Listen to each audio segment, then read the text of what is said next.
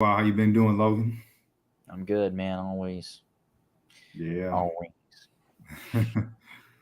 yeah, man. The job market's been pretty tough, man. Have you been able to get back on your feet yet? Yeah, I was able to hit the ground running, so we'll see where it lands. But Yeah. I'm still out there looking, man. I've been doing some interviews, but it kind of just like fizzle out for whatever yeah. reason. Well, the biggest thing I ran into is I saw that there was I hit the ground running pretty fast, to be honest. But the biggest thing I found was there was a lot of companies that had roles open, and then a lot of the roles were closing as they were being opened, or the roles that were previously existing were being closed out as a means of cutting costs. But a lot of the companies are starting to hire again, which I think is I think is going to end poorly for them You think? because yeah, well, it was what 6 months ago they were laying people off, cutting percentage bases of companies, and now they're hiring again, and you're just like, Right. didn't you just cut like 14,000 people like 6 months ago? Yeah, And it almost feels like they did it just to be able to rehire them at a lower rate. Like, well, what they most likely did was they got rid of all the people that they wanted to get rid of, and so it's let's get right into the hot sound bites. They got rid of the minorities and the women. I wouldn't be And surprised. yep, they got rid of the minorities and the women. They got rid of the DEI hires because they had a quota that they wanted to hit or were required to hit, not necessarily because it was the people they wanted to hire, but they had to hire. And then statistically, they got rid of the women because of the liabilities that they represent in terms of pregnancy or the liabilities that they represent in terms of hours they're willing to work. Because, unbeknownst to the average layman, women actually have a lot more common sense than their average male counterpart. They realize that working 110 hours a week, that kind of sucks. Yeah, right, So they have enough sense to say, it's 5 o'clock. I'm going home, right. and you're going home to work. It's like, no, I'm going home to do literally anything but that. No, no, right, exactly. Yeah. Yeah, And so they just started taking the axe to them, man. They racked and stacked, and if you talk to Amazon, and they'll actually talk to you honestly off record, they'll tell you every manager in Amazon has been required to rank stack their entire staff. So mm, every single person in Amazon is stack ranked, and they have an order of operation and termination, and they cut in that order. And so anybody who's a lower performer, who puts in less hours, who's a higher cost per hour basis with lower margin, they're always the first persons to be cut. But as I've said before, and I'll say again, the first person they cut is the person that's absolutely on their radar. The second person that they cut is the one that's absolutely not on their radar. It's the complete inverse. The first one is because that's the person that they've been wanting to get rid of, come hell or high water or both. And they've tried everything under the sun to get rid of them, and they just couldn't because of some PIP program or some DEI program or some kind of shit. Love you, baby. That you just couldn't get rid of them, and it was just too hard. And you had to get all these extra approvals and all that bullshit. Well, during layoffs, none of that matters. All that goes out the window, and it's who do you want to cut first, and they let them make their choice. And so they take the axe to the person that they've absolutely wanted to get rid of. But then HR comes around again because they know the cut that you can easily make. Everybody's got a cut you can easily make.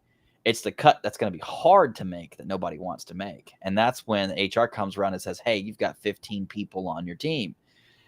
And then the guy turns around and he's like, I only have 13 people on my team. And they're like, well, according to our payroll system, you have 15 on your team. And those are the two that have fell completely under the radar and just stayed there and have been collecting checks for the past 2 years and mm, not doing anything. And then that's an easy decision because it's like, hey, you told me to cut 2 people. I don't even know who the hell these people are, so cut them. That's an easy button. And they hit it. And they cut that person.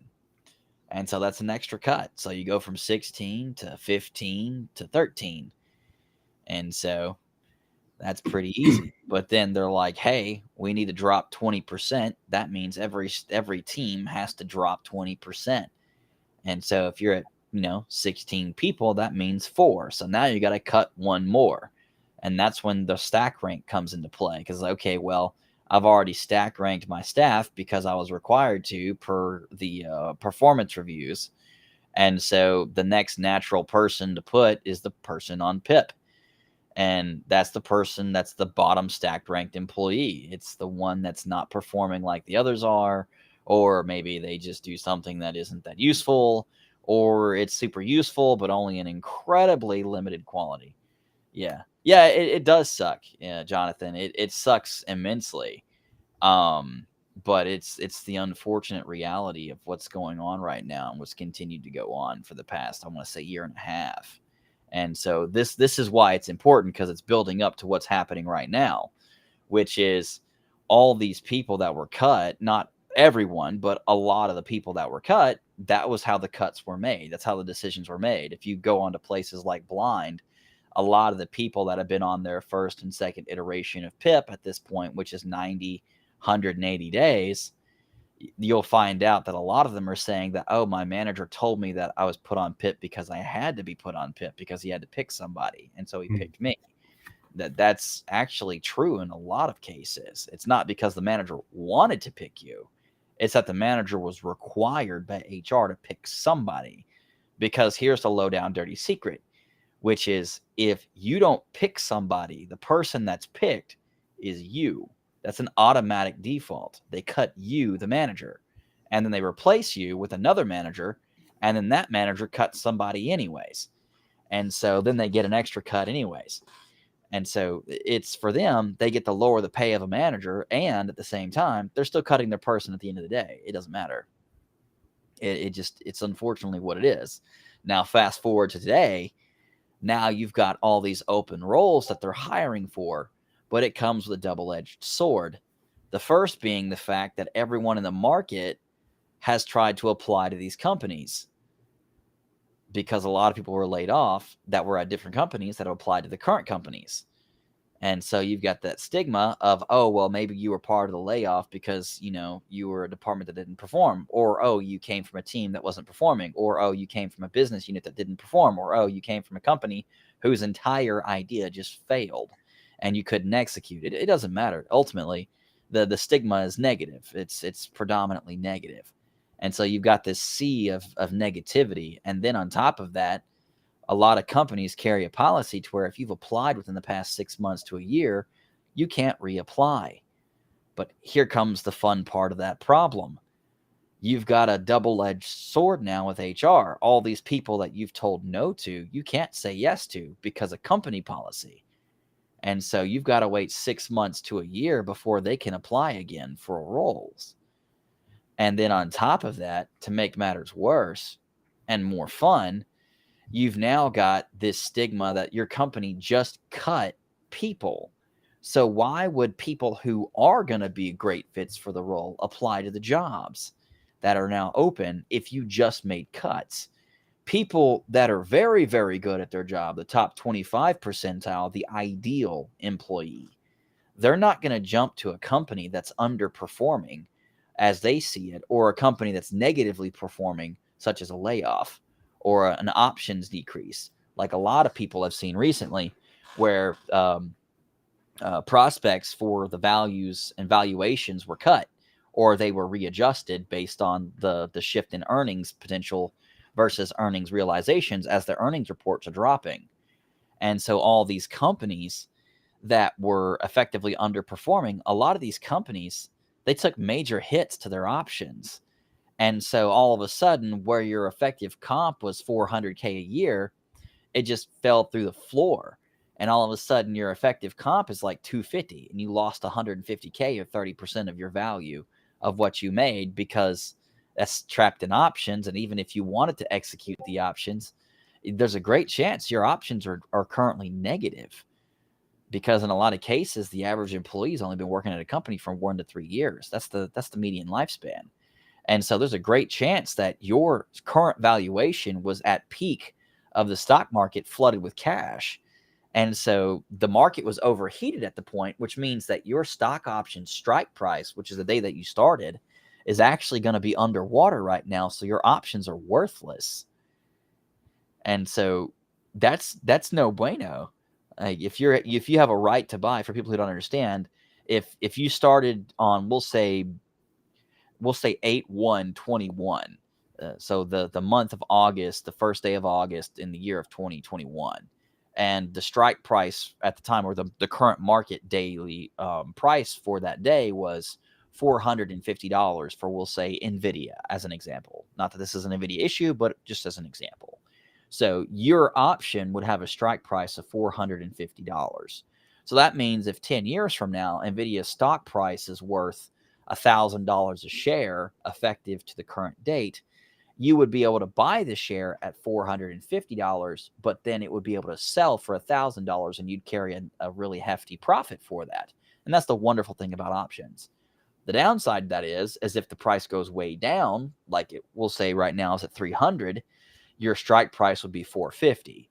And so you would have the right to buy at $450, but then you could only sell at 300. So you would lose $150 a share for however many options you have multiplied by that.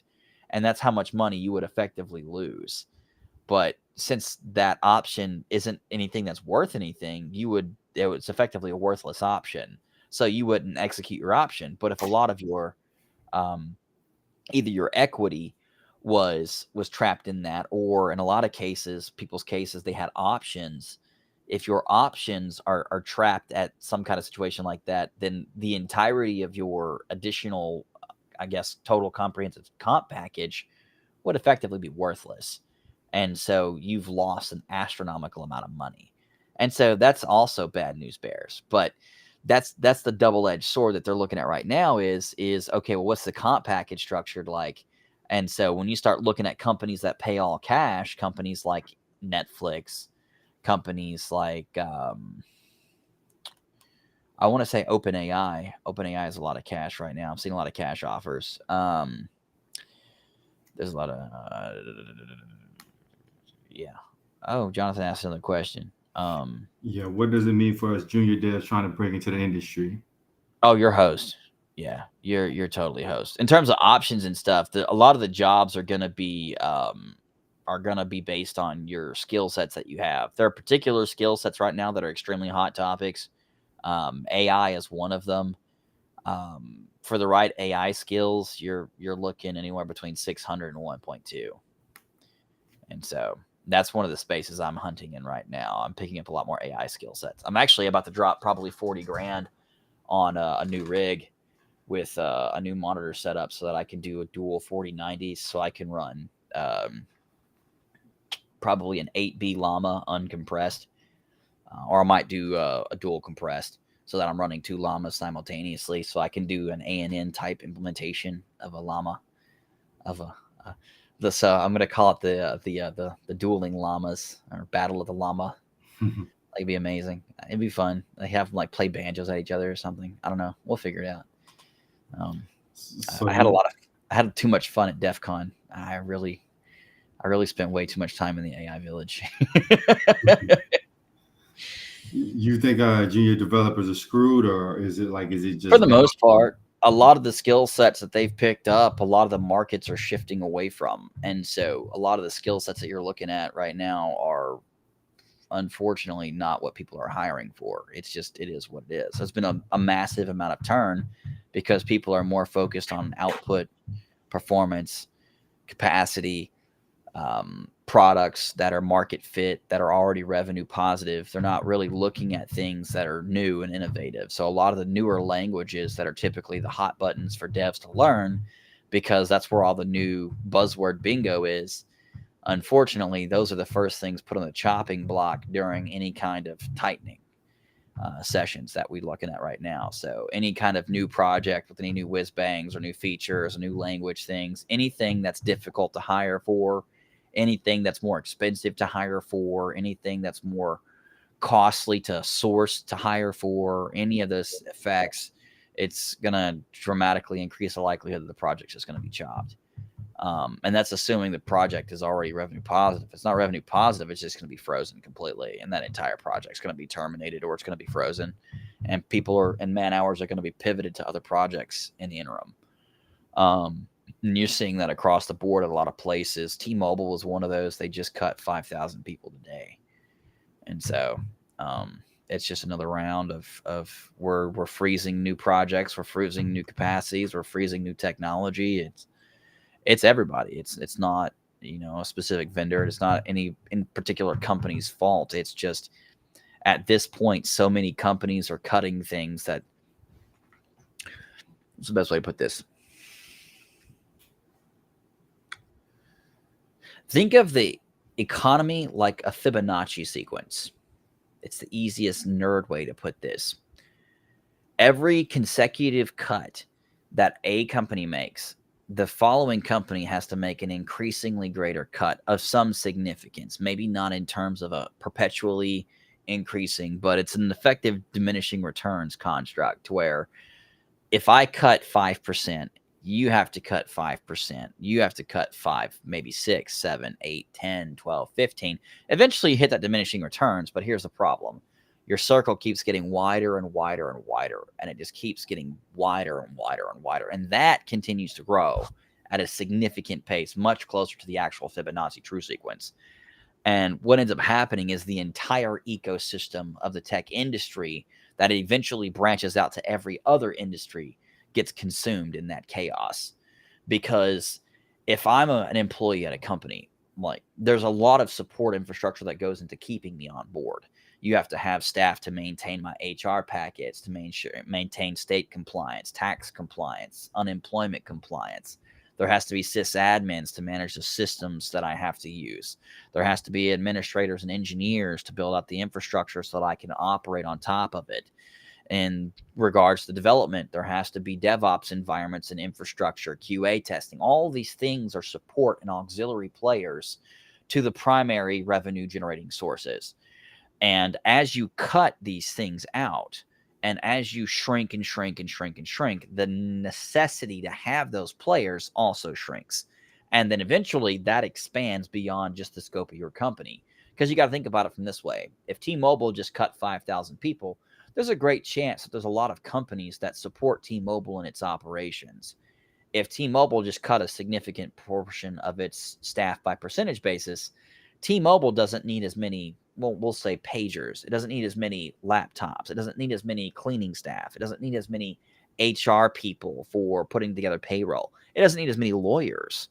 All of these things are relative to the size of a company. The smaller a company gets, the less support that it needs. And that becomes impactful on a global scale because, as again, Fibonacci, more and more and more of the customer base of all the surrounding supporting infrastructure that is the entire ecosystem that we call the economy, it's all impacted. And as coverage expands in regards to shrinkage, so too does the impact. And eventually the impact becomes significant enough to where you just start obliterating entire support companies as a whole. Because you got to think about it. If your primary sector as a support company is providing HR and legal compliance for something like GRC to big tech companies, and 15 of your top 25 customers are all big tech companies that all make cuts, you're screwed. It's just the simplest way to put it. You just lost 70+% of your revenue. You're going to have to do mass layoffs. You don't have a choice. There's literally no more capacity to support the current staff level that you have. And then that again continues, but it's not one Fibonacci. It's a Fibonacci that sets off a Fibonacci that sets off other Fibonacci's, and it just becomes this giant. It's Starry Night would be the greatest way to describe what happens. It's just an annihilation that causes annihilations, and that's just a cluster effect. It just keeps expanding outward until it hits the outer perimeter. That is the encompassment of the entire ecosystem. Yeah, it does. Yeah, you still have to figure something out regardless of how bad it gets. But the issue is Aurelian, it's not so much of a matter of you have to go figure something out. It's what's realistically achievable. If I drop a person down 15,000 feet into a mine shaft and I say dig your way out, but all I give you is a pickaxe and a shovel, you're kind of screwed. It doesn't matter about how hard you work or how hard you try or how much effort you put in. Some situations legitimately are impossible or improbable. A great example is a lottery ticket. You can buy as many as you want. Statistically, your odds are 1 in 347 million, I think. And so it's not that you didn't try and it's not that you didn't put the effort forward. It's the less valuable you are to the market relative to the position and status of the market, the less likely you are to be hired. The larger that the impact and the shrinkage of the economy hits the market, the more likely they are to be terminating roles, especially junior roles, and hiring senior staff on a -1 level capacity. So, what they would pay a principal person, they're going to pay a staff person. What they'd pay a staff person, they'd pay a senior person. And what they would pay, what they would hire for would be a staff person. What they would pay them is a senior person, and so on and so forth, all the way down to where you have a mid person receiving junior pay, and that's called the -1 effect. And it's literally just down leveling the entire diagram. And that's just the reality of the situation is when it shifts in the favor of the employers, the employees are going to carry that burden. And if you were hired prior to that, you're fine. But if you were hired during that time frame, you're screwed. Because if they're willing and able to get a mid person for junior pay, they're not going to hire a junior person for junior pay. And you can't pay a junior person less than junior pay unless you're just shrinking the junior pay, which there's no real way to measure that in terms of market value that's realistic or viable or valuable, because that junior person is just going to be a cost in terms of burden to the team, in terms of training requirements, in terms of time to spin up and put into any practical revenue generating thing. They're going to lower the overall median averages of that team in terms of gross revenue production. All of those things are negatives towards teams, and team leaders, especially managers, are briefed on things like that. And so that's what they're hunting for. And so when you go and you look at right now in the market, I just saw this today. The city of Philadelphia is trying to hire a CISO for $150K. And you just look at that and laugh and just click next, like, because there's just no way. But that's the situation in the market right now. You've got companies like OpenAI hiring for a high-level threat intelligence engineer, and they're paying $195K, which sounds great until you realize it's in San Francisco, which is effectively the poverty line. And so the situation all of a sudden is not so great, and that's part of the issue. Hang on, Sean. If 15% of devs are laid off, could that just mean that 15% failed to get into the top 85%? It's not so much, Sean, that it's 15% were laid off and they failed to get into the top 85%. It's, in many cases, it could be that a lot of them were on the chopping block because people just didn't like them. And so it's not necessarily that you don't have good skills. It could be that your manager just thinks you're a dick and wants to get rid of you and just doesn't like you. It could be because the fact that you're problematic to deal with. You're a fantastic performer and you're really, really good at what you do, but you've got some kind of medical condition or some kind of personal condition that just makes you a pain in the ass to manage and lead, to where it's like, I'm out 30% of the time, but the 70% that I'm in, I outperform my teammates. Well, it doesn't matter, because as far as your manager's concerned, what they see is the 30%, not the 70. And so your output is irrelevant to most managers, because most managers are managers and not leaders. They don't know how to actually analyze what the output is of a personnel. Yeah, exactly. You don't have the good political skills. You're just really good at what you do. And that's fantastic, because when you hit the market, assuming that you can find an ecosystem that's more conducive or tolerant is another good word for it, you'll do a lot better there, and you'll more likely see a pretty significant pay raise. And so it's their loss. Realistically speaking, it's honestly better to run at 70 to 85%, in my personal opinion, than to try to go 100 all the time and just get smoked up. Yes, Andre, that's actually not a bad idea. Right now, data science is actually a really good space that junior developers could shift into pretty easily, and migrate over pretty, I don't want to say super smoothly, but in regards to the skill sets required to integrate with big data systems and data science systems and data analytics systems, it's not that big of a shift. It's actually more of a lift than anything else. Um, and so it's just integrating the skill sets you already have into big data systems, which you'll have to learn. But once you know how to actually automate the process of data integrations, ETLing, and data ops as a whole, your life will be a lot easier in regards to getting into those industries. And they pay well. I mean, I've seen the range between, I want to say 110 for junior roles to like, I've seen 400 or 500K for the more senior stuff lately. But the money's good, especially if you get into ML ops, assuming you hate yourself enough. But I mean, that is what it is. But yeah, the shitstorm is it's getting there. It's gonna be fun to watch. Like the next 6 months, it's gonna be fun to watch because a lot of these companies are gonna have to eat crow. Like on the worldwide stage too, man. There's been a lot of interesting events, like Prigozhin, I think his name is. Yeah, Prigozhin. So it was Yeah. Prigozhin. It was the original founder, and it was 10 senior staff members that were on that plane. The current argument is a shift between the Russian military Ministry of Defense shot the aircraft down with anti-aircraft when it was flying over Moscow, and they blew it up with a pipe bomb in the plane while it was flying over Moscow.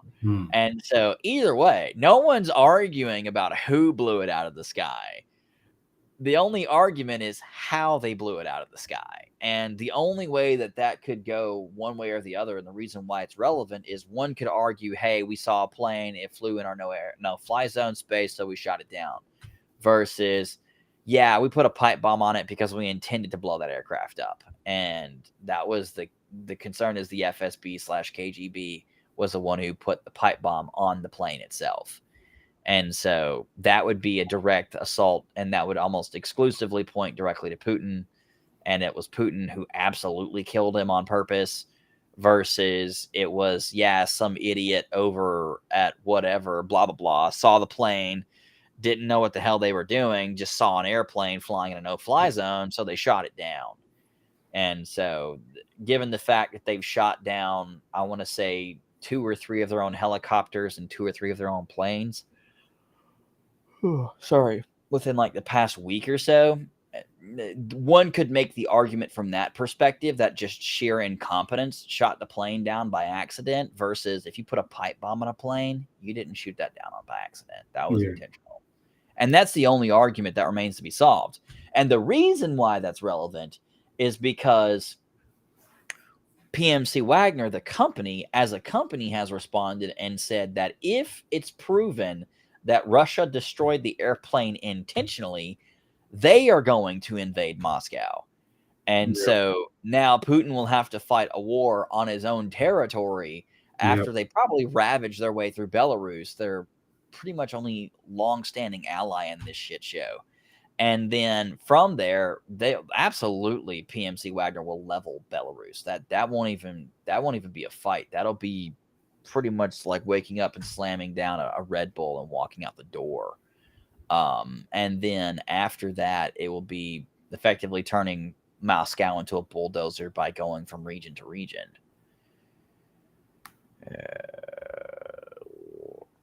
Why does it keep going to sleep? That is so annoying. Sorry, my computer's just being a jerk. Exact titles. I agree with you. Generally speaking, however, when I work at different companies and agencies, the skill is vastly different, though the exact same titles. One company, the senior dev was proper hardcore dev making 80K. Elsewhere, the senior was a junior making the same. I realize that companies don't know who they hire, so it's all about selling yourself to these companies. There's always someone that needs your services, and with AI, you need to adopt. But I want to do basic work for clients. You have people making 500 a day doing HTML. Yeah, I see what he's saying. He's saying that effectively it's like you've got some people, and it's a great example of inflated titles. Like you'll see it a lot in the banking industry where somebody will be like a senior VP of whatever thing that they do, and it's effectively like a senior level role where they don't even have direct reports, and it's just an inflated title. Versus like where you'll see something where it's like they're a junior, but they're like a junior over at like Meta and they have like 400 people underneath them or something insane. I'm not saying that that would actually happen, but I mean, you might be a senior with probably 15, 20 people under you. That wouldn't be surprising. I think it's called an I think it's the L6 range, if I'm not mistaken. L5, L6 range. You something to get people put under you. But yeah, what he's talking about is overinflated titles. And then in regards to that, the relative experience and skills that goes with the title, not necessarily match to the title. So like, for instance, I have 18 plus years of experience and I typically operate at principal level roles. But quite frankly, I don't care if you call me a janitor, but what I charge is what I charge. So I don't care if you have me sitting here and all I do is watch TV and eat beef jerky. I'm billing you the same. You're paying me the same, whether you use my skill set in part or in whole. I don't really care. That's your bad leadership. But if you hired me, it's typically to solve a very unique problem. But that being said, it is what it is, and it runs the territory. But the whole thing is that the fact that you're seeing down leveling in play. So you're seeing people come in with senior level experience and senior level equivalent experience. So, you're 7 to 15 years of experience and they're coming in as a senior, but they're being paid like a mid. Now that might be a higher range for a mid for that role under historical preference and precedence, but it doesn't matter because it's still paying them like they were a mid. And that's great and all because they have a job. But as I also warned, which is going to be the fun thing to see and why things are going to get spicy, is you've had a lot of people feed into those roles with those messed up down leveled pay rates, and people know it. They're not stupid. People are born at night. They're not born last night. And people can Google their own salaries if they don't already blatantly know what it's supposed to be when they apply to the job. A lot of people have been complaining for months that their offers that they got were lowballed, and they know they were lowballed. And now all of a sudden, all of these companies are hiring. And this is where the consequences are going to come back to bite them in the ass. Because all of these people that they lowballed to try to pay lower than they should have, now they're going to be coming back to these other companies and they're immediately going to ditch and go to somewhere else. And they're going to ask them a legitimate question. Well, you just started working over at, we'll say, Netflix as an example. I'm not saying Netflix lowballs. I'm just saying Netflix as an example. But we'll say you just came from Netflix. Why are you leaving Netflix? It's like, well, because Netflix is, they offer me $250,000 a year less than what my counterpart makes and what the role historically paid. That's a fair argument. No one's going to be like, oh, bro, that's too bad. Like, no, it's like, holy crap, that's pretty steep, man. Like, I can see why you're leaving. Like, yeah, it's like I'm being dramatically underpaid compared to my counterpart. Yeah, pretty much everybody would get up and leave. So it's something that you can universally rally behind. But it's the reality, because if you walk up to a bunch of engineers on a team and say, hey, we're cutting everyone's pay by 20% and we're cutting the staff by 20%, you're going to have a mutiny on your hands if you don't have a mass exodus that moment. And so it's just one of those things where nobody did that. Instead, they cut the pay of the future people, but that guaranteed that the future people would leave the second that the situation kicked up. Here's the problem. A lot of the old people they lost took institutional knowledge with them when they left. A lot of the new people have been working to replace that institutional knowledge. They're going to lose it again. On top of that, if there's new products that they've been working on, like say AI, for instance, those people are absolutely going to leave. And that's because you lowballed someone in a high demand market. And all of a sudden, the market's now flooded with jobs, specifically for that, at market rates that are normalized. So you're seeing a 20% jump just by looking at a different job. And that's because it's not down leveled anymore. And so it's just going to be pure chaos. And I want to say it's 824 Q4s. Hang on. So October 1, somewhere between September 15 and October 1, the chaos is going to reign supreme, and it's going to be beautiful to see. So that initial 30 days of, I want to say, what would that be? September 15 to October 15, that first 30 days is going to be a slaughter because they're going to see a lot of people start to throw out their resumes, but it's going to take 2 to 6 weeks to get through the process. And so you're not going to start to see the damage until somewhere around, I want to say, October 30th to November 30th because of the 2 weeks notice. And so some people might be courteous enough to leave after Thanksgiving and Black Friday because they want to get those bonuses. If they get those bonuses during the Q4 timeframe, a lot of times they'll give them out during or before Black Friday, so you can go buy the things you really like. But yeah, it's going to be in that time frame where you actually start to see the dust settle and the damage that they did to themselves 6 months ago, simply because the ability to surface for the problem will finally come to fruition. And so it's like squeezing an orange without peeling it first. Eventually, when you put enough pressure on something for long enough, even if you've just squeezed it and you didn't squeeze it hard enough to pierce the skin, you still juice the orange. So when you finally do peel it, the juice is going to go everywhere, and there's going to be blood in the streets, so to speak. And it's going to be fun to watch because, like I said, it's going to be a complete slaughter for talent. And there's another pretty interesting problem on hand as well. I've recently read a news article that says there's only one new car under 20K. I think it's the Mirage, but if people are getting paid less and less and cars are getting more expensive and they're forcing everybody to the workplace, we're just a few like car breakdowns from people just being unable to get to work. Yeah. Well, you've also got to remember the parts. They never fix the issues. Yeah, and that was compared. Hang on, Aurelian sent something. It was you're very right about that. Okay, hard with that. Him a lot of pay. Yeah. Oh, it's not ending. It's definitely not ending. That's abundantly apparent. Everybody's worried about AI. I literally laughed my head off when someone posted something about IBM is trying to use some kind of AI ML type thing to convert COBOL to Java. And I almost died laughing. Like, it was so bad. If you know anything about COBOL-based systems, they're almost exclusively built for mainframes, and mainframes are almost exclusively used in Fin, and Fin is almost exclusively leveraged for transactive-based process. And it's incredibly sensitive to load, and it's incredibly sensitive to change, and it's incredibly sensitive to transaction times, typically due to compliance and regulatory reasons.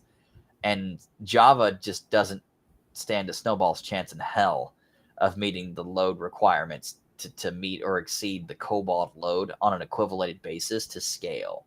I mean, you're talking systems that have to transact billions to trillions of transactions a day in a year.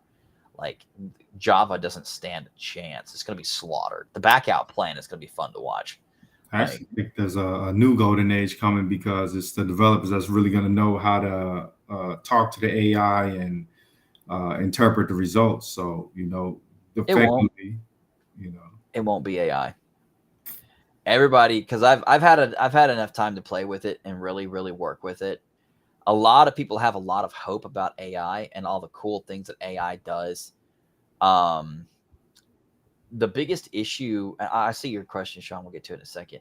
Let me finish this up real quick. But the issue with AI is it's still very much so having two major problems. The first one is stability.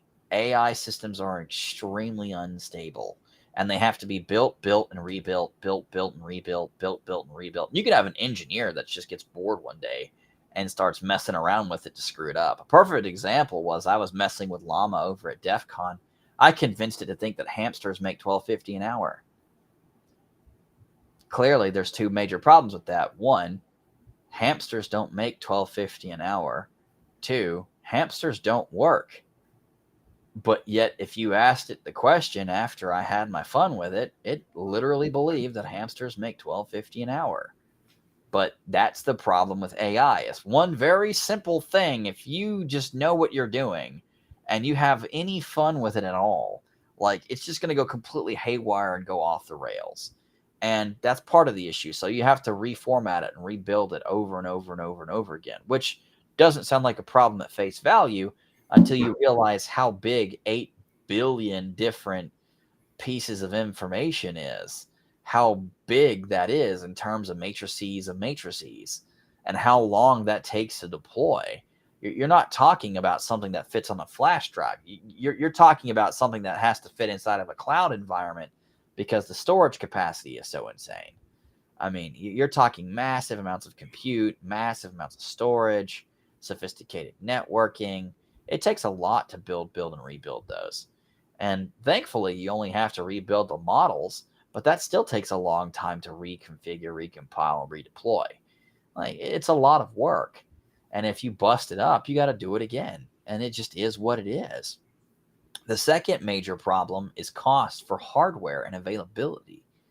I mean, go to any local hardware vendor, take your pick, doesn't matter, and try to pick up a 4090 card, a specific 4090 card. You'll be lucky even if major retailers have one. And that's one. Like, I'm still trying to get another one of the specific 4090 card that I'm looking to get, and I have to get 2 of them. And I've been waiting now at this point probably 3 months to get the 2 that I need. And so it's just, it is what it is. And then I got to get a specialty form factor board, and then I got to get a specialty form factor processor, and then I've got to get a specific RAM that I'm looking for. And it's just all these things just to get the equipment to start training, to begin the process of truly learning the skill sets required to be really good at AI. And not just, yeah, I can deploy a cute little chat GPT and ask it some funny questions and it spits me back an answer. Or I can ask it something basic about, hey, what should this code look like? And 70% of the answer is somewhat correct and 30% is just completely wrong. Like, most of the time and effort and energy put in a lot of cases, senior developers could already have answered the question in the time frame required to figure out how to best ask the question to an AI through a prompt. The value from it is that you can ask it a series of staged, tiered questions in a complex manner to where it could effectively build you out an entire code base for the skeletal framework. And then you come up behind it, clean it up, and fix the issues. And then after you fix the issues that are just outright just non-functional, or you remove out the pseudocode for the actual placeholders and put the actual functionality in, and then you fix any minor bugs that it might have, then you have functional code. And it does, in that case, reduce the cost, but it does not replace the skill, because you have to know what you know, and you have to know what you don't know in the first place to be even able to make an effective prompt query to it. A junior with no knowledge can't ask about clustered storage implementations of Ceph versus ROC versus Rook versus OpenNAS, because they don't know what they don't know. If they don't know that those systems even exist, how are they going to know to ask the difference between Postgres XL and something like Cockroach Database? If you don't know that those two exist and know that there are performance differences and understand fundamentally what the differences are already, you're not going to understand to ask it the questions that you need to ask it and the prompt that you need to ask it and how to structure that in a syntactically correct way in order to get it to understand what you're asking so that it can give you an accurate answer that even remotely lands near the landing zone that you're aiming for in the first place. And that's why the running joke is that it's never going to be able to replace people, because in order to replace people, the customer has to know what they want. And that's why nobody's worried about losing their job, because customers don't know what they want. And it's the same thing for developers. If you don't know what you don't know, you can't ask the question that you don't know you don't know. You can't know something you don't know unless you're asking it to break down literally everything about everything for something, in which case you're effectively reading the wiki page from whatever that thing is. So it's like, teach me about Elastic and all the fundamental components of Elastic in a 20-section course. Well, at that point, you might as well just go look at the Elastic wiki or go buy something from Udemy. But that's kind of the point, is you're solving the problem of you don't know what you don't know, assuming you even know that Elastic exists in the first place. But to answer your question, Sean, I would definitely say portfolio projects are the best way to go. As much as I openly advocate for prayer, I don't think God's going to walk down and hand you a job for JavaScript. I don't think he works that way. I think if you dig deep enough, you'll find that it's pretty clear. It says, knock and the door shall be opened. You have to knock. The translation to that is you have to understand how to knock, which means you have to create the opportunity for one to be answered. And so portfolio projects is a great way to do that, because you can demonstrate the skill sets, the sectors, the vectors, and the areas of interest. If you start playing with things that are very linear to a play space, it's going to be a very good area to be. So like, say, for instance, you want a job at like OpenAI. I'm not saying do this, but I'm saying that if you are spending a shitload of time on OpenAI and you start contributing a lot to the OpenAI code base, and you start pushing a lot of things in regards to support tools, integrations tools, and automations tools for OpenAI's technology, I'm not saying you're going to get a job from OpenAI, but if someone takes a look at your resume and they see like 30 different tools that are all focused around AI, specifically their AI tool, and they use one or two of them, you have a very good chance of getting the interview. And if you have the capacity to push out that kind of technology and that kind of capacity, there's a great chance you'll ace the interview by default, or at least do well enough to where they want you to come in for round 2 and in person. And you'll have a much better chance of being picked at that point. Aurelian's question. And with the language model, you communicate to the program, so it's another abstraction.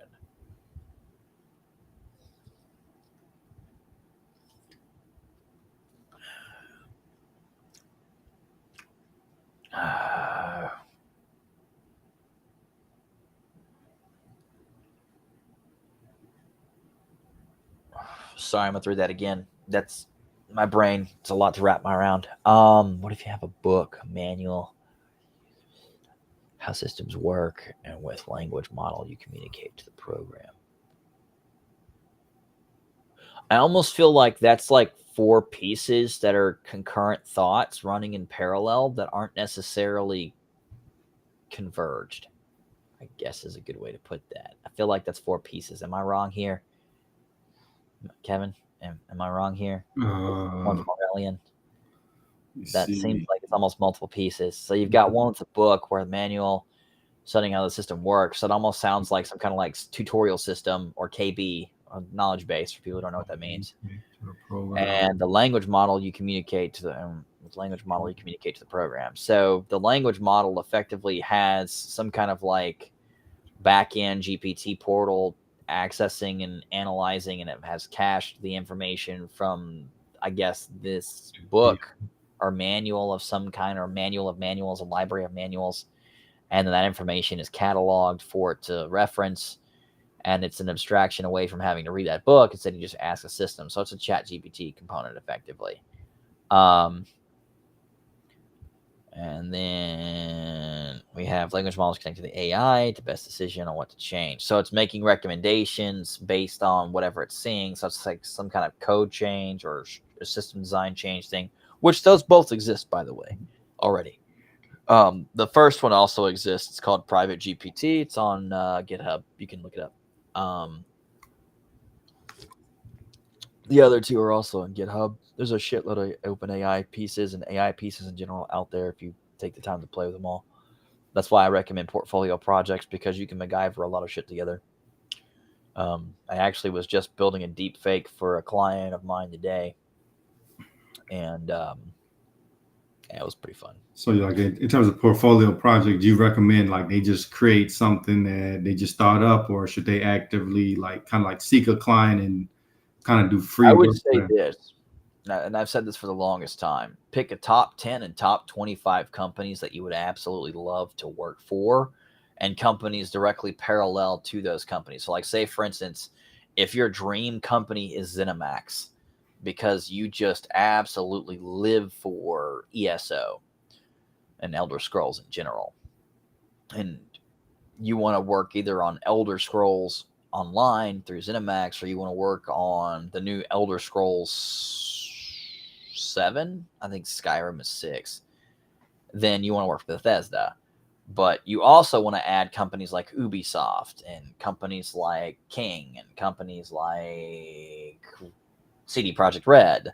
Those are all companies that are parallel. They're not in the exact area. They're not in ESO, and they don't make ESO, and they don't make Elder Scrolls, but they make really good games that are up there on par with companies that do make those games. And so you're running in parallel to those companies, and a lot of the companies share in technologies that they use because it's an industry best practice. And so agnostic to the company, it's just technology that just gets the job done. Whether it's Unity or Unreal, it's kind of irrelevant because those are two major engines that a lot of studios will use. And so if you learn both of them, you're in a very good position from a developer's perspective in terms of character and in regards to world design and world development. A lot of those tools are agnostic to the company and are just focused on getting the job done. And so when you have that built out, you have a portfolio that fits well with the companies you really, really like, getting back to the OpenAI example. But then, for instance, you're just working with a lot of open AI technologies, not OpenAI the company, but just open source AI technology in general in your portfolio. If you don't land necessarily at OpenAI, there are plenty of other companies that are parallel to OpenAI, for instance, that have OpenAI like technology that's in parallel to OpenAI that your skill sets would also match. And so if you tailor it to those top 25 companies, realistically speaking, if you statistically work at each company for just 2 years, that's a 50-year career. The odds of you working for 50 years is depressing. If you work for 50 years, you should probably stop. Just because, Grandpa, I need to put down your computer and go pick up your cane. Like it's time to take a break. Like go enjoy the farm or something. I don't know. But like 50 years working is I think a lot for anyone. I don't think I want to work for 50 years. That's I love and I'm in love with what I do. I don't think I'll do it for 50 years. It's too much. It's too much on me, and it's too much on my family for sure. I actually want to see them before I die. Yeah. But yeah, I would. Yeah, there's always one guy, 51. Let's go for 51. And then somebody's like, challenge accepted, 52. But yeah, I would say it's even with that top 25, you're gonna have a really good life, a really great career. And the other thing I would say is if you're working in AI for 25 plus years, you're going to have enough money to where you're just like sitting on 20 million plus in terms of net worth. Even if you're bad at money, you're at $10 million in net worth. And that's if you're exceptionally good at losing half your money. All right, I really insist something. Let's do that one. Then we'll do Jonathan's. Yep. So pretty much AI is going to be. No, you're fine, Aurelian. I'm not upset or anything. I'm not.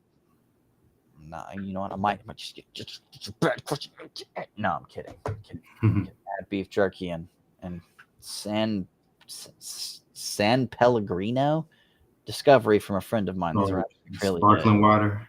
Yeah, it's pretty you good. damn bougie bastards. Yeah, it's actually really good. Surprisingly, it's blood orange. It's actually really good. I'm not gonna lie. I might end up drinking my friend's entire case and just having to buy him a new one. Just being like, right. I've got cash in a safe. It's fine. Yeah, you're not gonna be able to leverage LLMs to just write all the code for you. You're not just gonna be able to wake up and say, "Hey, Jarvis, go code me a Windows operating system with an additional API to connect me to the Oracle database." And then connect that Oracle database to the Redis cache, and then have all of Skynet ship over all the data into that API, and then transform it into a 50 data set structure with fields 1 through fields 49 or field 0 through fields 49 of XYZ, and you name off all the fields. There's the technology and the level of sophistication required to do that, assuming we could ever get there. And I'm not saying we can't. I want to say we're at least a good 10 to 150 years away from that level of sophistication, depending on the parts, depending on industry adoption, depending on growth. Pretty much the only thing that's even going to come close to matching that picture will be NVIDIA's stock price. And that's just because everyone's going to pile in, hoping that they can effectively bail them out of their bad bets they've made recently. Yeah, you're not just going to be able to just dictate to us an AI to build me all these things. Even if you could, the other problem that you have with that, again, revisiting the previous statement, is you have to know what you don't know, and you have to know what you know. When it comes to scaffolding out an entire application and an entire application suite or an entire ecosystem of applications, plural, you have to intimately know what you know. And so the odds, again, of AI replacing an entire army of developers is very slim. What you will most likely find, and the more likelihood, is you will see more mids and more senior people starting to focus on prompt engineering. And then you'll see a lot of principals in the next 10 to 15 years as the current principals are adapting to the technology that they adopted because they had to, because of company vision and scope. The new engineers will more likely be more driven by development through prompt engineering and scaffolding, versus the current engineers will leverage it for certain things. It'll become more of a dependency crutch. But at the same time, it's still a know what you know thing. And so you're going to see a loss in knowledge and knowledge depth from that translation, most likely, because people are less likely to carry that knowledge if they can just ask a machine for it. That said, that doesn't help engineering, and it's actually going to have a significant impact on performance and throughput, which is the complete opposite hope and desired effect from, most of the systems. But it's, why you've got browser tabs that are consuming 6 gigs of RAM when we put something on the moon for 150 megabytes or less. So it's just one of those things.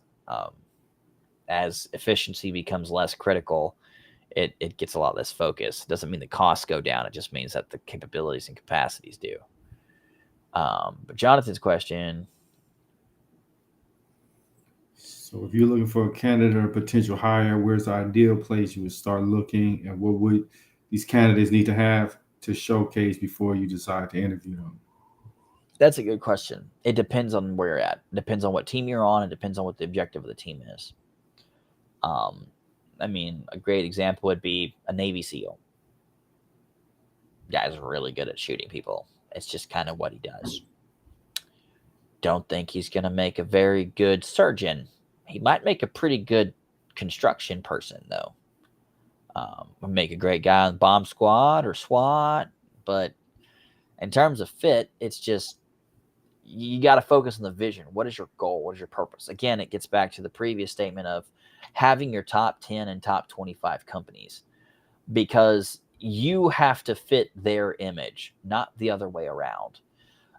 A common misconception, and honestly, in my opinion, abuse of the employment market by employees, is that they believe that employers are supposed to fit around them, the employee, and not the other way around. The reality is it's a very transactive relationship. You work for the company. You serve the needs of the company. You serve the needs of your leadership. You serve the needs of your team. And if you don't, you will serve the needs of the unemployment line, and someone else will, because that's how companies operate, because they have to, not because they want to, but because they have to. Companies have to have a vision, which means teams have to have goals, because OUs have to have objectives.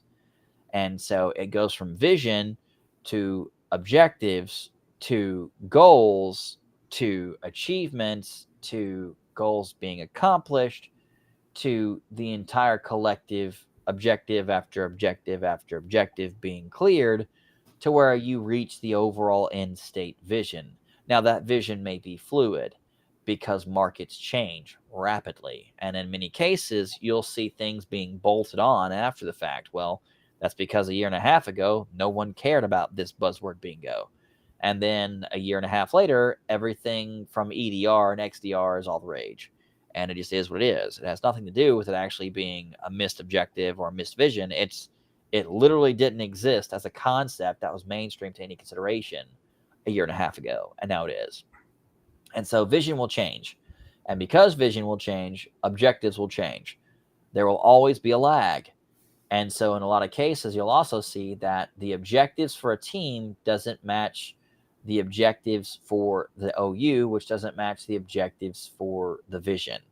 And that will seem like there's just things that are off all the time. That's not where you're crazy. That's where everything's delayed, because the vision has to be broken down into objectives, and then it has to be circulated to the teams that can handle that load, that specialize in doing that thing. If I go out and you say, we want to build the world's greatest demolition team ever, well, that's fantastic. We want to specialize in blowing up bridges. Well, I have to go out and say, okay, well, in order to blow up a bridge, you have to have a bunch of equipment. You have to have a bunch of people who specialize in demolition. Well, I need a bunch of people who specialize in demolition to tell me what stuff we need to buy. So I have to go build a team of people who specialize in blowing things up. So a Navy SEAL would be great for that. But then I go out and I build this team, and I've got these guys that are great for blowing things up. And then all of a sudden they're like, well, we don't want to blow up bridges. We want to blow up mountains, because all of a sudden mining is way more valuable than bridge demolition. And all of a sudden your team is like, well, our entire team is good at blowing stuff up, just not mines. So how do we pivot? And that's where the vision has changed, but the objectives have not updated to match that. And then it's like, okay, well, the new objectives are, all right, we have to pivot to being able to do demo on mine shafts, because mining and strip mining are super valuable now. So we have to be able to do blasting. All right, cool. Well, we're going to send you to this training out in Colorado and North Dakota to pick that up. And so that's how your teams end up pivoting. And then those objectives that come down to you are, I have to learn how to do detonations with this kind of, I don't know, tannerite, we'll say, for instance, instead of det cord, because det cord's great for leveling bridges and leveling tree lines. It's not so great for blowing up giant rocks. But that's the issue, is the cascading effect is a major problem for the team. So what you want to be able to say is, okay, well, here's where all of the teams are playing, regardless of what company specifically, but what space. If it's a company that's heavy into entertainment, they're all in cloud space.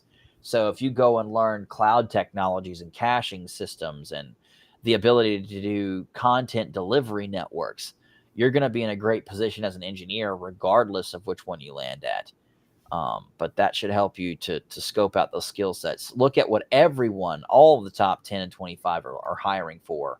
Look at the skills that are common between all of them, which you can do by simply printing out the JDs for the similar job titles that you want to go after, and the whole career track, and then build for the initial target. These are the projects I'm going to build for, because these are their junior, mid, and low-level senior roles. Build for those. And then for your training for long term, you want to say, okay, well, here's a senior, here's a lead, here's a staff, here's a principal, and here's what these skills are for this one company. And then across that vertical at the higher levels, all these other 10 and 25 share X, Y, Z skills as well. So I'm going to add that to my list of training, and I'm going to learn those. But then my dream company, I'm going to go after the additional focus of X, Y, Z skills and A, B, and C as well, so that I can not only perform at the senior and principal level for that company, but I have the specific skill sets for what they're specifically using right now and what they will likely pivot to in the future based on what the other 20, 25 companies that are parallel to them have pivoted to or from in the past 3 to 5 years, or are talking about pivoting to in the future. And that's why I openly recommend reading the company blogs, because as they're pivoting, typically they'll tell you about it. Mostly because a lot of them want to chase clout and get global recognition for the cool stuff they're doing at cool company name, insert here. And that's great for them, and it helps them grow their careers. And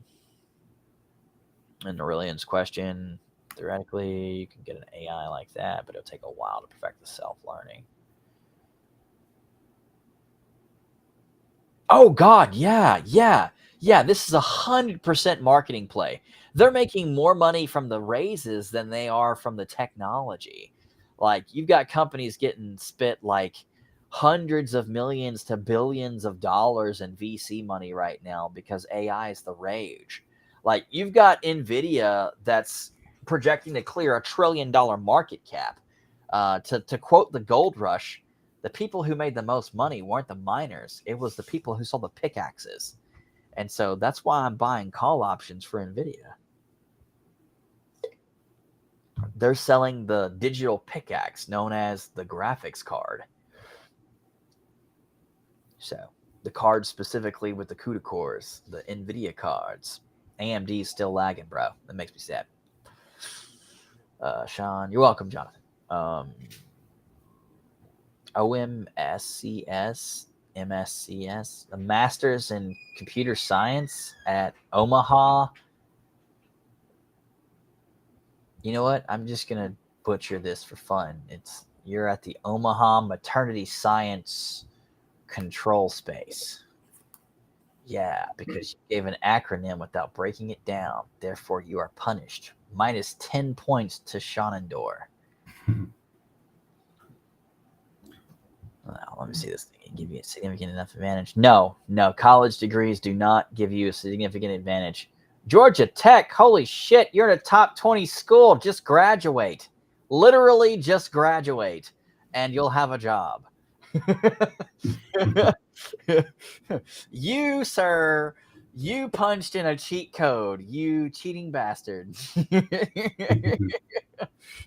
Georgia Tech's a phenomenal school. Top 20. I don't know how some companies feel about the online program, but Georgia Tech is in the top 20. Recruiters actively recruit from there, from FANG companies. Ohio is, as much as I like to make fun of Ohio because it's literally in the middle of nowhere. There's just nothing there. They have a great program for computer science, and so they're one of the top 20 schools. They're a state school. They're non-Ivy, but it doesn't matter because all the companies hire from there because they don't want to gouge out the eyes of the student when they graduate because they're not some posh prick.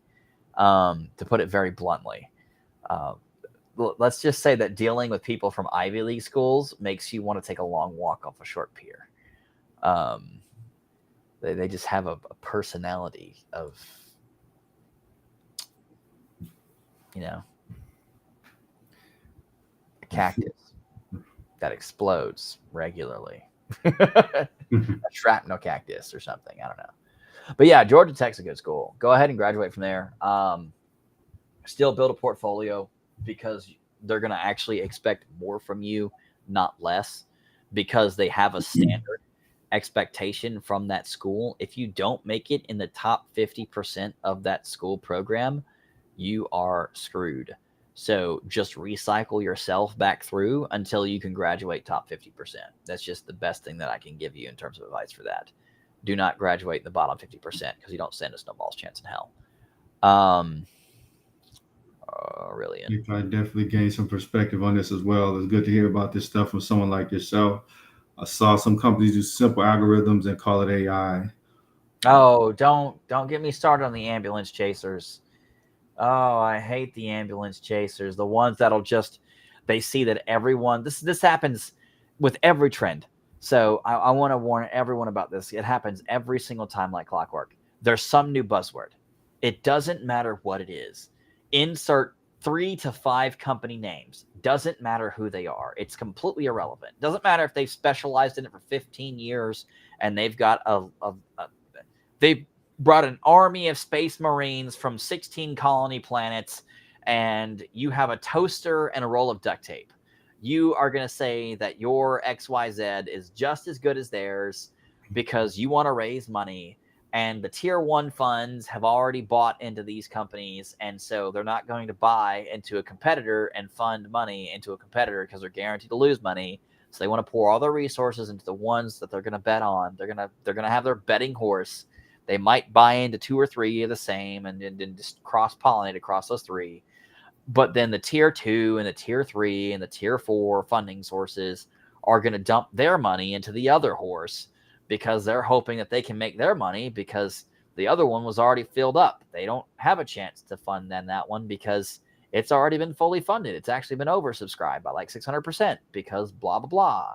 And so you've got this next person that's like, I've got a spring chicken and a roll of duct tape with some spring wire and it's a toaster, versus you've got someone like Kitchen Mate with this stainless steel toaster that can cook your toast to perfection from 500 feet with laser guided precision.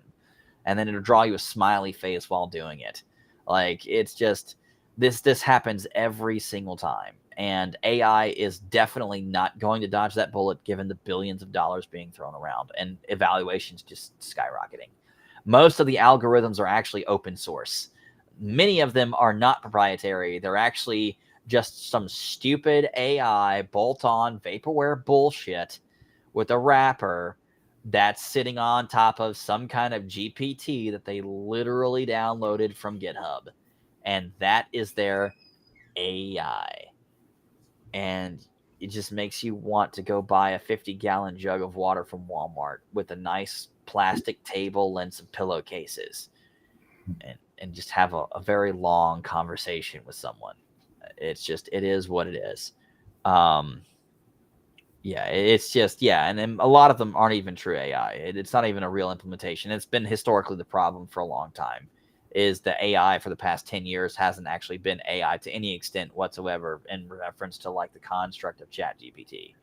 And then nowadays it's like not really ChatGPT. It's kind of ChatGPT, but it's a really dumbed down version of ChatGPT. Or it's, well, we came up with that proprietary model. And it's like, oh, cool. Well, how many artifacts are there? And they're like 1 million. And that's like, that's nice.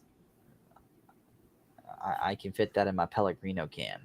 Like, it's like you can find bundles in the 20 billion range online for funsies, and I'm just like, yeah, that's cute. 15K, that's nice. I'll give you a high five. Are you identifying different clarities of diamond, and that's the only thing you do? Like, this isn't going to have a very widespread application. Now, if it's something like we identify very precise differences in cancer, like, and it's like our AI will tell you exactly what cancer you have by just putting a blood sample under a microscope, and then it does image recognition on the cell to tell you precisely what type of cancer you have with like a 99% precision, then sure, a smaller model's totally fine for that.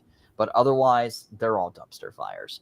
And just ignore the hype. They're trying to raise money to get VC to dump into their own pockets. And I hate that so much, because it gives the industry a bad name. And honestly, a lot of VCs are forced into making investments that they don't want to, but they're required to because they get a lot of pressure from their investors to make those investments, even though that they feel that it would be a bad investment or it's not the most optimal investment. They're still pressured to make those deals because their investors are expecting them to put their money into those spaces, even if it's not the best idea. And it's just unfortunate, and they don't want to wait for like the next funding rounds and stuff. And it's just, that's where you end up with a lot of losses, unfortunately. And it's a combination of investors putting a lot of unnecessary pressure on their VCs, and it's VCs succumbing to pressure because they have to meet certain quotas. And in a lot of cases, they have certain kickers that they qualify for if they meet XYZ dollars deployed, or if they get certain return rates, et cetera, they make extra dollars. And it's unfortunately a system that's designed to drive maximum profits. And it unfortunately also at the same time also motivates maximum risk. And that's not always a good thing. Yeah, but the thing is, Square, that you have to take into consideration with that is Somebody may have been hired without a diploma. You don't have to have a diploma. When it comes to certain things, if they're shopping for a particular skill set, like stealing cars, there's not exactly a college degree for stealing cars or cracking safes. But if you need someone who's an expert safe cracker, you're more likely to hire an ex-con than a college student. And you're not shopping for the degree, you're shopping for the pedigree. You're looking for the skill set. And so if you've got the skill set that they're specifically looking for, your college degree doesn't matter for two shits. A good example would be is I just ran into somebody from Georgia Tech, got a PhD in AI, but when I sat down at the table, I was having a field day with AI all day, and he was struggling to make even the most basic things happen that was against the system's performance. And he had a PhD plus in AI with published papers, plural. It doesn't matter. It's what is your skill set and what do you bring to the table? And that's why I openly preach against just assuming that there's going to be accolades that you should expect from someone, because that's not necessarily the best person to hire. The best person to hire is the person who has the best performance. And that's the issue with interviewing as a whole, is how do you guarantee that the person that you ended up deciding to go with actually has the best skill set without first trying the person out? And that's why I've always advocated for hiring the person first and hiring multiple people and then seeing which one's the better performer and then letting them compete for the job. And then you keep the person that performs best. It's a lot more vicious, but they all get the job. It's just who do you keep at the end? At the same time, you might actually like the performance of both people, and you find the flexibility in the budget to make sure that you keep them both. Ultimately, what you want is the talent. More specifically, what you hire for is the capability. And that's the mistake that most people often make when making hires, is they're not hiring for the capabilities of a person, they're hiring for the resume. And the problem with that is what you get in a resume and what you get from LeetCoding is not the same as what you get from someone who can critically think through a problem and then generate code that can then solve that problem. And that's one of the biggest issues with software engineering as a whole. Software engineering isn't about being able to sit down and answer theoretical questions and LeetCode bullshit. It's being able to sit down and say, hey, I'm a senior director at the company and I'm seeing XYZ problem. How do we solve XYZ problem? And then you need the ability to turn to your principal engineers and say, I would like you to war game over this problem and figure out a couple of alternative solutions and then provide me what you believe would be an accurate assessment and estimate of the costs of each solution, its pros and its cons, and then provide that to me in a presentation so I can make the decision on which solution we're going to go with to solve this problem, because I estimate that it's costing us, based on reports and business analytics, $30 million a year. And so any solution that comes in under $30 million, or even solutions that may go slightly over it but permanently fix the problem, are cost-effective solutions, because over the time frame of 3 years, that's $90 million. As a solution costs 45 to build that permanently fixes it, well, we saved $45 million over the 90 over the next 3.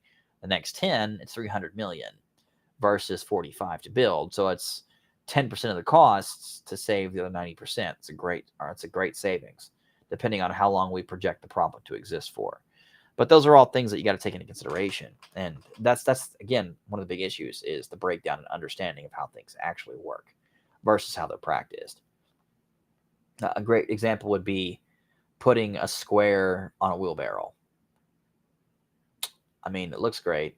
It's very stable when it's sitting still, but the operational function of a wheelbarrow is the ability to roll objects within the wheelbarrow that are very heavy over great distances with minimal effort.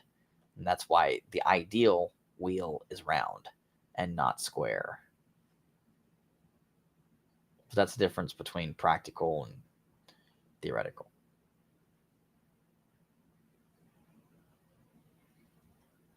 But yeah. So what are your thoughts, Kevin? Oh, we can't hear you, Kevin. Oh, can you hear me now? Yep. Okay. Yeah. So just my thoughts on like AI and its direction, or Yeah. uh, so yeah, I kind of think AI. A lot of companies are going to invest a lot into it, but the issue is it's not going to necessarily give them the results that they're expecting. Like they're expecting, like automatons is going to do everything, but you know, this like like you mentioned before, it's going to be more of a scaffolding tool, but you're going to need experts who can look at what it generates and twist it into what it actually needs to be. You can't just tell the AI, "Hey, make me an accounting program," and it's going to take into account everything. And another issue is a lot of companies and even open source, might start drying up. Like they're not going to put their Oh, source. it already is. Yeah, Yeah, it already is.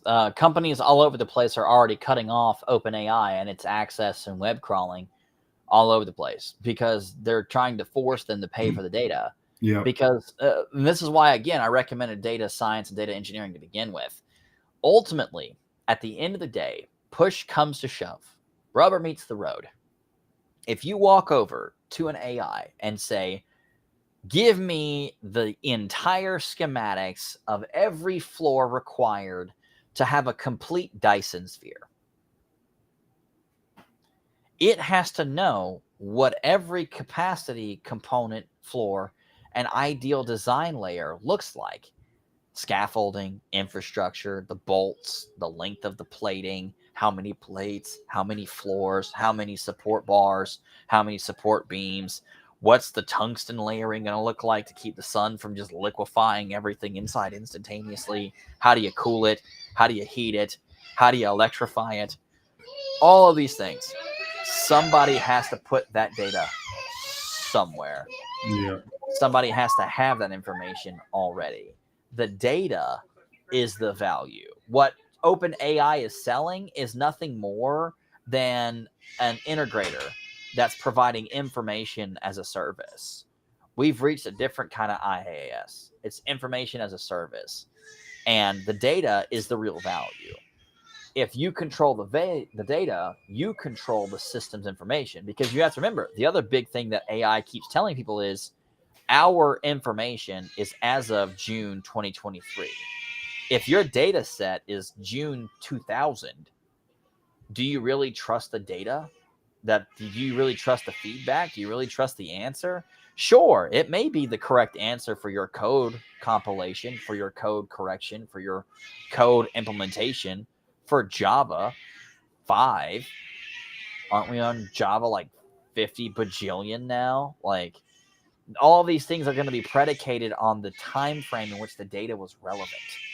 And the first thing that they're running into immediately is they're being cut off from all the data sources yeah, because all the companies are experiencing massive load increases. They're not realizing marketing dollars. People are asking OpenAI the questions instead of the companies going to the sites and looking at the content, surfing the content, pulling the ads, which generates the revenue. Their entire model is predicated on that traffic, and that traffic's been eliminated. So naturally, Facebook and Twitter and Instagram and TikTok and YouTube are all blocking it. yeah, They're blocking all of it. Companies like Wikipedia are even starting to consider blocking it.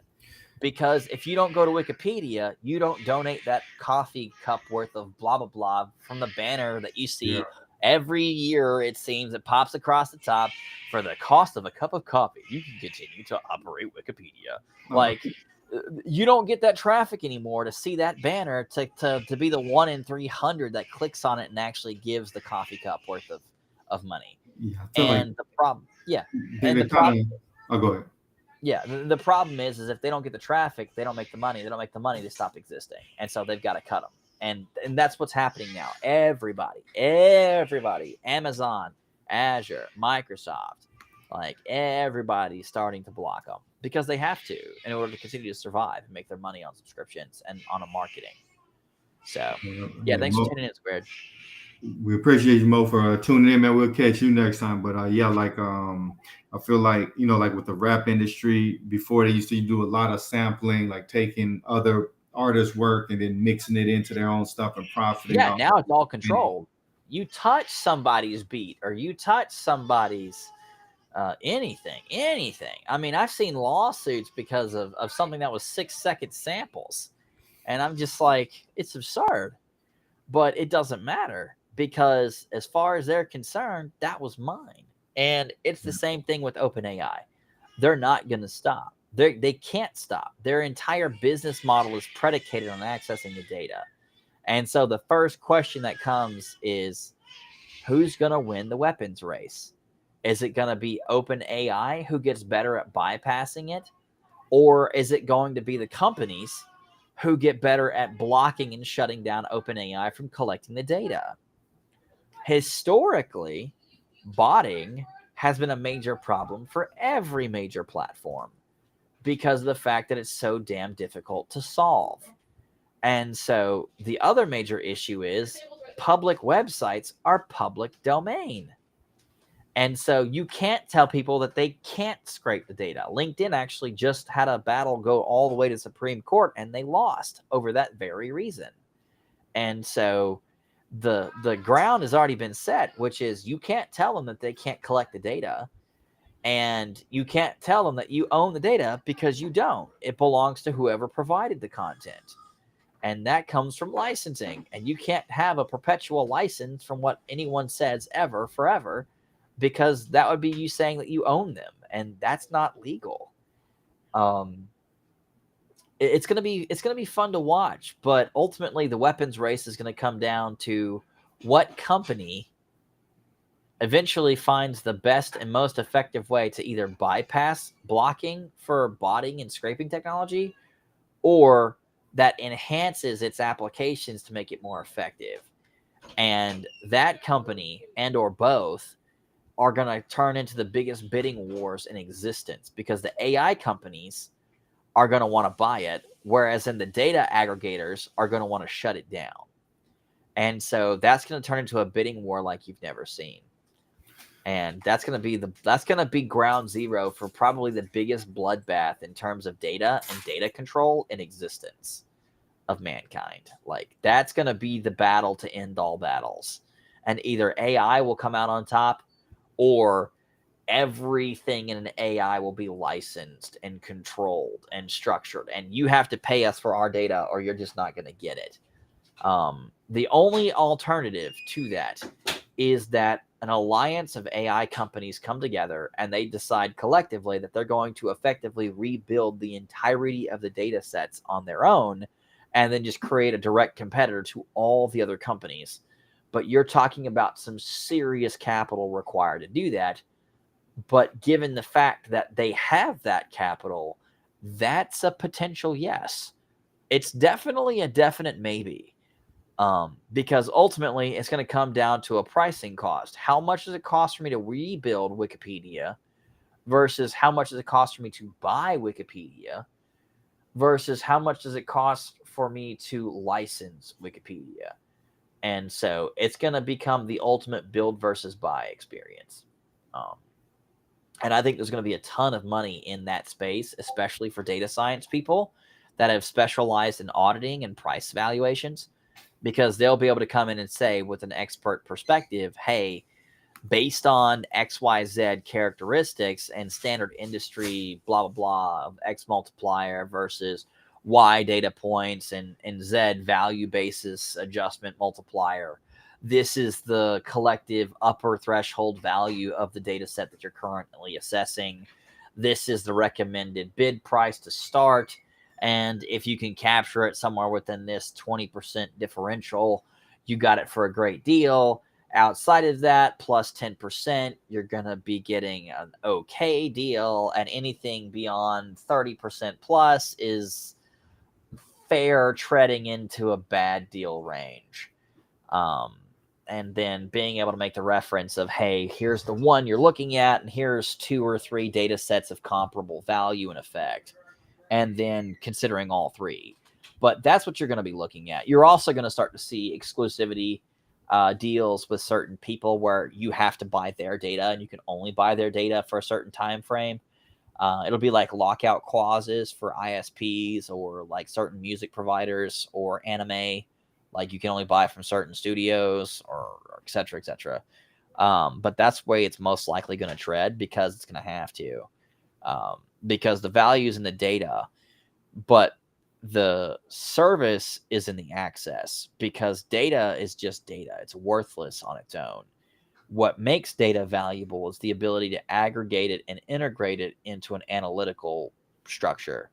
And so ultimately, if OpenAI buys Elasticsearch, that's going to be the next Microsoft level size company. So if you start to see an AI company start to look at data science seriously, that's going to be the company to watch, because that's going to be the company that has made the decision to say, hey, we're going to cross the streams here and we're going to do the best of both worlds. And that's going to be a monster company. A data warehouse meets a data aggregation, warehousing technology. So you've got the data, you've got the warehouse to cache the data, store the data, manage the data, and you've got something that can integrate with that to actually serve that data up in an effective manner with some kind of an AI buzzword bingo. That thing's going to be worth a fortune. And it's just going to be disgusting. I would build it, but I'm just too damn lazy right now. I'm just tired. Like, if A16Z wants to roll up and be like, yo, build me the ultimate like A team to build that thing, I'd be like, you're going to fly me to Cancun for like a month and just leave me on a deserted island so I can just recover, and then I'll build it. I'm just too tired right now. Give me like a month and I'll start. But yeah, but that's where it's headed. It's all headed that way, and people can fight it if they want. It doesn't matter. It just doesn't matter. Companies that are going to get swept up in the wayside are definitely going to be people who don't play ball, people who ask for too much for their data, people who overvalue their data, people who fight integrations, people who try to proprietary stack, anybody who tries to effectively silo you into their licensed software with their licensed integration, with their licensed stack, with their licensed appliance, they're going to get annihilated. This is all going to be BYO hardware. It's all going to be BYO cloud. It's going to be all BYO integrators. It's going to be all BYO data warehousing. The more flavor you bring to the table in terms of spices on the spice rack, the more likely you are to be the pick-me girl. And so it's going to come down to who has the most options almost exclusively. Simply because of the fact that people are going to want access to the most amount of data that they possibly can from a development perspective, because they're not going to know from a development perspective what the employer or employers, plural, that they're going to work with are going to want, or what the customers, the contractor, are going to want.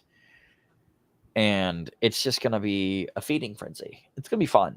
Like, I don't see this going any other way except insane. And it's going to be awesome. And I'm looking to carve out my piece at some point, but I don't know. Like, it's going to be one of those things where if I do chase that rabbit, it's going to be the last rabbit I chase. I'm just, you know, I'm tired. I'm not tired, like I'm tired. I'm just like, I've run out of challenges. That might be like the last thing that I conquer and be like, hell yeah. Right. And just go out on top. Like, it's done. We'll stop at Ocean's 11. Yeah. Oh yeah. Yeah, I was god of 3 worlds for a little while there. There was a slight issue with the zombie virus, and they were just no, I'm kidding. I've worked for a lot of crazy companies, so really, everything from Fortune companies to publicly traded companies, government agencies. I've done nation state operations for 3 letters. I've built some of the largest platforms in the world in regards to financial systems, in regards to criminal justice systems. I've built the world's largest insurance platform. I built the world's largest supercomputer. I built the world's largest financial platform and lending platform, the world's largest financial fraud transacting platform by number of organizations versus customer ratio. I've built, God, What are other fun things that I've worked on that I actually care to talk about? Those are the fun ones. I mean, I've worked on other stuff, financial fraud systems, government agency systems, nuclear weapons manufacturing facilities. But those are the ones that I actually cared about. Those are the ones that were actually challenging and worthy of the difficulty and the frustration. They were fun. Some of them were really fun. Like, yeah, space dust level fun. Yeah, my background, 18 plus years, multidiscipline, multi-vertical, principal and senior principal level engineer levels. With two of my new technologies that I'm working on, I'm actually going to go do a talk relative to one of them in the near future here in September. I'm actually aiming to become a distinguished engineer, and that'll make me one of the distinguished, for those of you that are unaware, is the top engineering status. It's industry level impact. And if you achieve distinguished engineer from a company of significance, you are considered to be one of the best engineers in the world.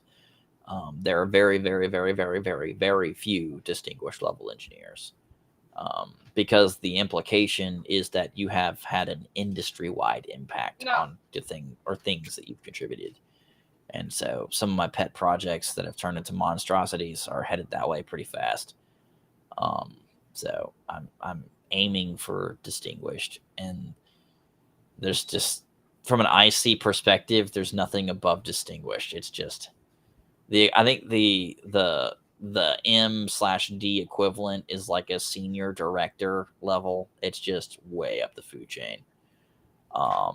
It's just there's nothing, there's no further vertical. It's just distinguished is it at that point. It's like you're all kaiju, and it's just you're just all monsters, and it's like Mothra's looking at Godzilla, like that guy's kind of fucked up, and then the other guy's like, it's looking at the Hydra, and it's like that Hydra's kind of fucked up, and it's just everyone's kind of fucked up, and you're just like, I think we're all insane at that level. And it's just like, what monstrosity? Why would you build a dumpster that can eat planets? And you're just like, I ran out of things to do. And it's just like, I built a Death Star to cook popcorn. It turns out it blows up planets. Who knew?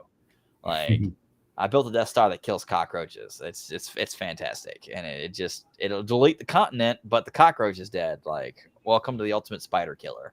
It's just that's what it means. That's intrinsically, that's the experience you get from speaking with other distinguished engineers. And I've had the pleasure of meeting, I want to say, three distinguished engineers. One that should be a distinguished engineer, he just hasn't found the company that will actually give him the title. But Jonathan's a monster. He scares the shit out of me. If he even looks at your network, either it's going down or it's going to run like it's never been built for and ever. Like it's just disgusting. Like with ACO and fucking Microsoft, it's like if he breathes on it, it's fixed. It's just disgusting. But it's just one of those things where it's like there are people out there that are monsters, and they are few and far between. And it's fun to talk to them, because you get like 2 or 3 of those guys in the same room by some act of God. Like, throw $1 billion on the table just to see what happens. Like, that would just be so much fun to watch. And that's what I'm aiming for. I want my monster moment. I want to just build something so just disgustingly dangerous that it's just terrifying. And that's why I'm playing with AI right now, because it's the closest thing to planet ending technology that I could build. Yeah. Oh Lord, Aurelian, man, I didn't get started until like heavy dev until like the end of my career. So don't ever feel bad about not having years of experience. It's a good example is you could have 3 years of experience at Google and have 30 years of experience at small businesses, and the engineer with 3 years of experience at Google will have dramatically more overall effective experience than someone with a 30-year career. Just because you have years doesn't mean you have experience, I guess is the simplest way to put it. And so you need to keep that in mind. Um, the best thing that you can do is build something that you really enjoy building, build something that you really enjoy that's useful, and never let those two things meet ever, because you'll start to hate both of them. So build something that's really, really useful that people like to use. Build something that's really, really, really fun to play with and build, even if it has no practical application aside from you, specifically your entertainment and amusement. For me, that's Angry Cat Calendar. That's like the most sadistic application ever. And it has literally no purpose other than to just be the most ridiculous, outlandishly ridiculous thing ever. And it has no production viability whatsoever. And that's totally cool.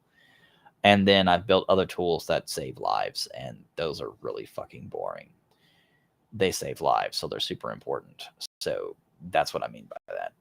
Build things that you can really be passionate about, so that if something starts to snuff out that passion, you have something to help rekindle it, so that you're constantly feeding that loop. And as long as you keep feeding into both loops, they'll feed into each other, and you'll continue to grow. And your growth is the objective.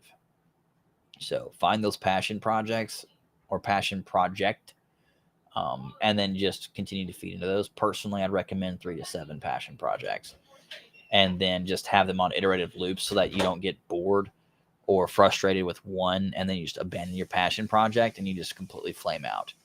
And so having 3 to 7 major passion projects and 3 to 7 major production projects collectively together will almost guarantee to satisfy your career in perpetuity. You won't find a need for more challenge or find a need for more entertainment than that. Because again, at the end of the day, growth is what you want. Because as you continue to grow, you'll continue to improve. And as you continue to improve, you'll continue to grow increasingly complex and useful skill sets. And useful skill sets turn directly into value. And value is what you want if you want to chase the bag. Oh, you can do it in seconds.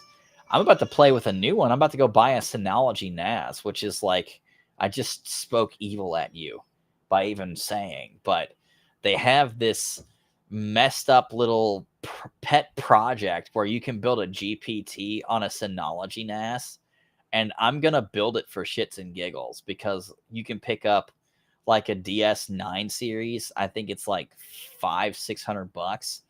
And then you can pick up the hard drives, which are like 18 terabyte Western Digital Reds for like, I want to say $200-300 a piece. And then you can put, I think it's 6 into one of those, and then throw in some M2 SATA caching drives that are like $150 a piece for 2 teras. It's whatever. And so you got 4 teras of RAID 1 cached data. And then you've got like 6 18 drives. So you're running a RAID 10 plus 1 set. So you're running 18 plus 36 for 48 terabytes of storage with a Chat GPT implementation on top of it, on what's effectively a really, really angry Raspberry Pi. And those are passion projects. Like, it could be something as nonsensical as that. And it's like, why do you have like a 50 terabyte Western Digital Red powered, Synology NAS? And it's like, because I wanted to play with this Chat GPT thing, and I have one at home that's just for me now.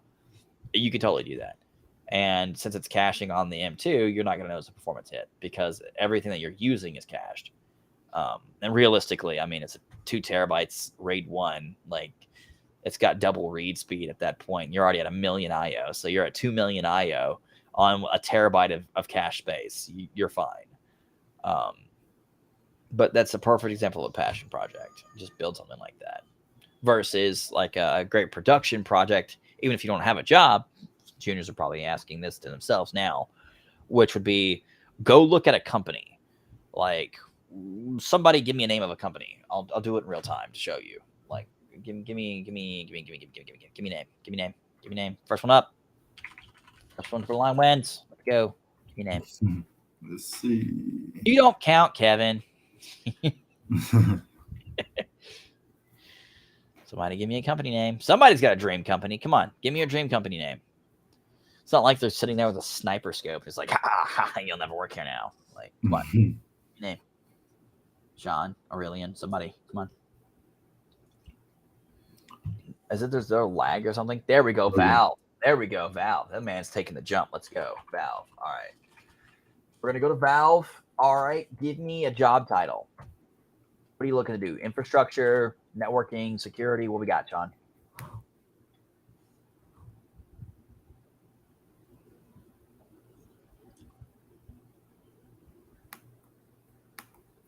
I guess there's like a lag. Yeah, might be. Let's just go with I guess until he picks some. I guess infrastructure. All right, we'll do infrastructure for now. Like, oh shit, we're doing this live. It's like, yeah, here we go. All right, Valve Corp infrastructure. Yeah, infrastructure. All right, cool.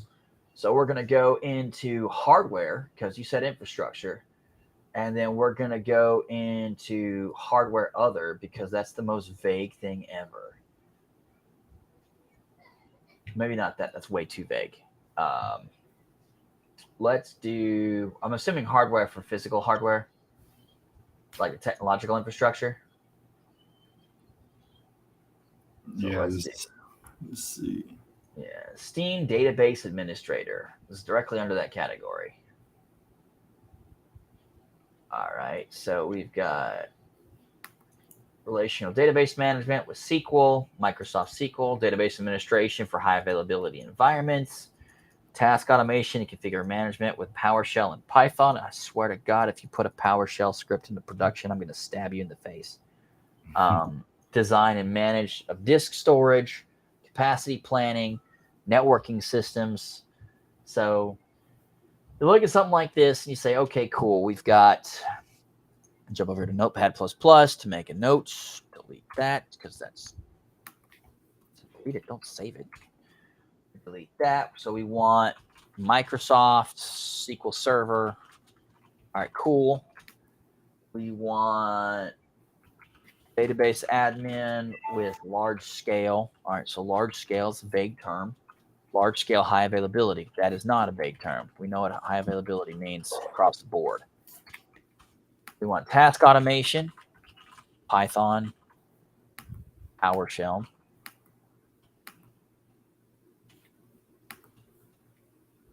Disk storage management. All right, and then capacity planning. That's analytics and system integration. That could mean anything. Most likely means Sec DevOps type pipelines. And then networking systems. So that's probably SDN based. And that's Valve, right? All right, so what do we say do? We've got our primary, our dream company. So what else do we do next? Let's see if Sean's been paying attention. What do we do next, Sean? We got our dream company. We absolutely want to work for Valve. What do we do next? Let's see.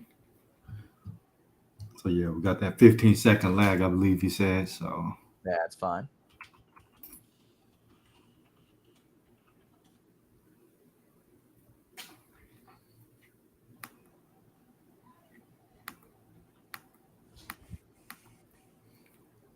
let's see. Oh, somebody was sleeping in class. We go look at the parallels. We got to figure out what else is out there. What's our top 10, top 25? What's parallel to Valve? And you can Google it. And it's Epic Game Store. Nope, we already did that. Nope, Sean, we've already deconstructed the position. Now we want to find the parallel positions. So we go look at the competitors. We got Twitch, EA, we got Riot Games, Ubisoft, Take-Two, Super Evil Megacorp, which sounds amazing, and 2K. Let's go with Super Evil Megacorp because that's an actual name of a competitor. All right. And then we'll literally say infrastructure engineer. And look at that. It literally has a thing that says careers for that exact thing. And then we want the technical engineer, senior technical engineer in the engineering department. And it tells us what they want. We click apply, and it takes us directly to what they're looking for in terms of requirements. And so we want to build scalable game engine technology, overall game architecture. They want optimized code performance for scalability and clarity. That means readability and understanding of the code is easy. You've got specialized knowledge in rendering, lighting, and shading. So this is actually more of that. Those are actually more of into the actual game design. But this here, the after, actually tells you that they're actually looking for systems people, but they just had a bunch of buzzwords. This is recruiter language. Effects mathematics is where it starts. Threading, networking, data loading and serializations, compiler development, and tools development. So you're now actually looking at the infrastructure itself, dealing with stuff like that. And then it's implementation of any operating systems like Power VR, GL, PlayStation, Xbox. You've shipped several games. That's a really vague thing. That could be like you put a game on Steam one time and it was terrible. Like the Dungeons with the Skeleton game. Like that was terrible. Game was terrible, but it was terribly great. But they did technically push a game. Doesn't mean it did well. Fluent in C, proficient in Python. We're starting to see a trend following up there. We're starting to see a lot of Python. So if Super Evil Megacorp is also looking for Python. Not PowerShell necessarily, but Python /C++ programming. And then you've got scalability. Starting to see scalability again and again and again. Start to see things like, we'll ignore the ship several games because that's just a bunch of bullshit. Data loading and serialization. You've got threading, mathematics, computations, probably for GPU stuff. Probably for positions, for coordinates, for like multiplayers, MMOs types, multiplayer games, things of that nature, because you have to be able to compute where the character's standing on an XYZ basis, so you know if you actually hit them. So if like you're shooting, you have to know the trajectory of the bullet to know if the bullet actually hit the person that was fired at. Things of that nature. So you start looking at these things. We'll go pick another one. I think the other one said Ubisoft. So we'll go look at Ubisoft really fast. So we'll do Ubisoft infrastructure engineer. Systems infrastructure engineer, Ubisoft careers. How dare you? It says not available. So it's in the results, but it's not available. That is such jank. But that's okay, because Tarda AI has it cached. And there it is. All right. We're starting to actually get high technologies that they're using. Network monitoring technologies. You've got admin panels. Healthcare stipend of $200 a month. What are you doing? Give them cough drops? Jesus, they're gonna die. Let's look at a different one because we want Ubi. We want Ubi proper. So let's look like at infrastructure and operations directly. We'll look at one of their team lead infrastructures for EMEA. All right. Now we've got skills. We see responsibilities, personal development plans. This is leadership. Monitor global infrastructure. Familiarity with Linux. So Linux popped up again. Second time Linux has popped up. You've got backup solutions, so that's storage. Data storage. You've got application management. It's popped up again, so that's capacity planning. So just from those three alone, you've got 3 for 3 pretty much, and that one's with Ubisoft. So you've got the skill sets that are popping up. You've got, you would want to learn is Python /C++ for performance, given that the other 3 were looking for high performance stuff and threading, mathematics. C++ is going to be best for that. You want to look at scalability. So you want to look at something like Kubernetes. You want to look at Kubernetes. You want to look at CI/CD pipelining and technology. Things that are common for DevOps operations, cloud resource utilization. So you want to look at things like Grafana for that, Prometheus for that. You want to look at things like Helm for that. Then you've got Linux. So you want to be familiar with RHEL because it's commercial. You want to be familiar with Ubuntu because it's open. So Ubuntu, Debian will give you both. And then CentOS is on its way out, so you don't want to learn that. But in case they do use it, you can learn it pretty quick. I'd recommend Rocky as the replacement for that. Then you've got data storage. So data storage can mean a lot of things. Z infrastructure, Z architecture,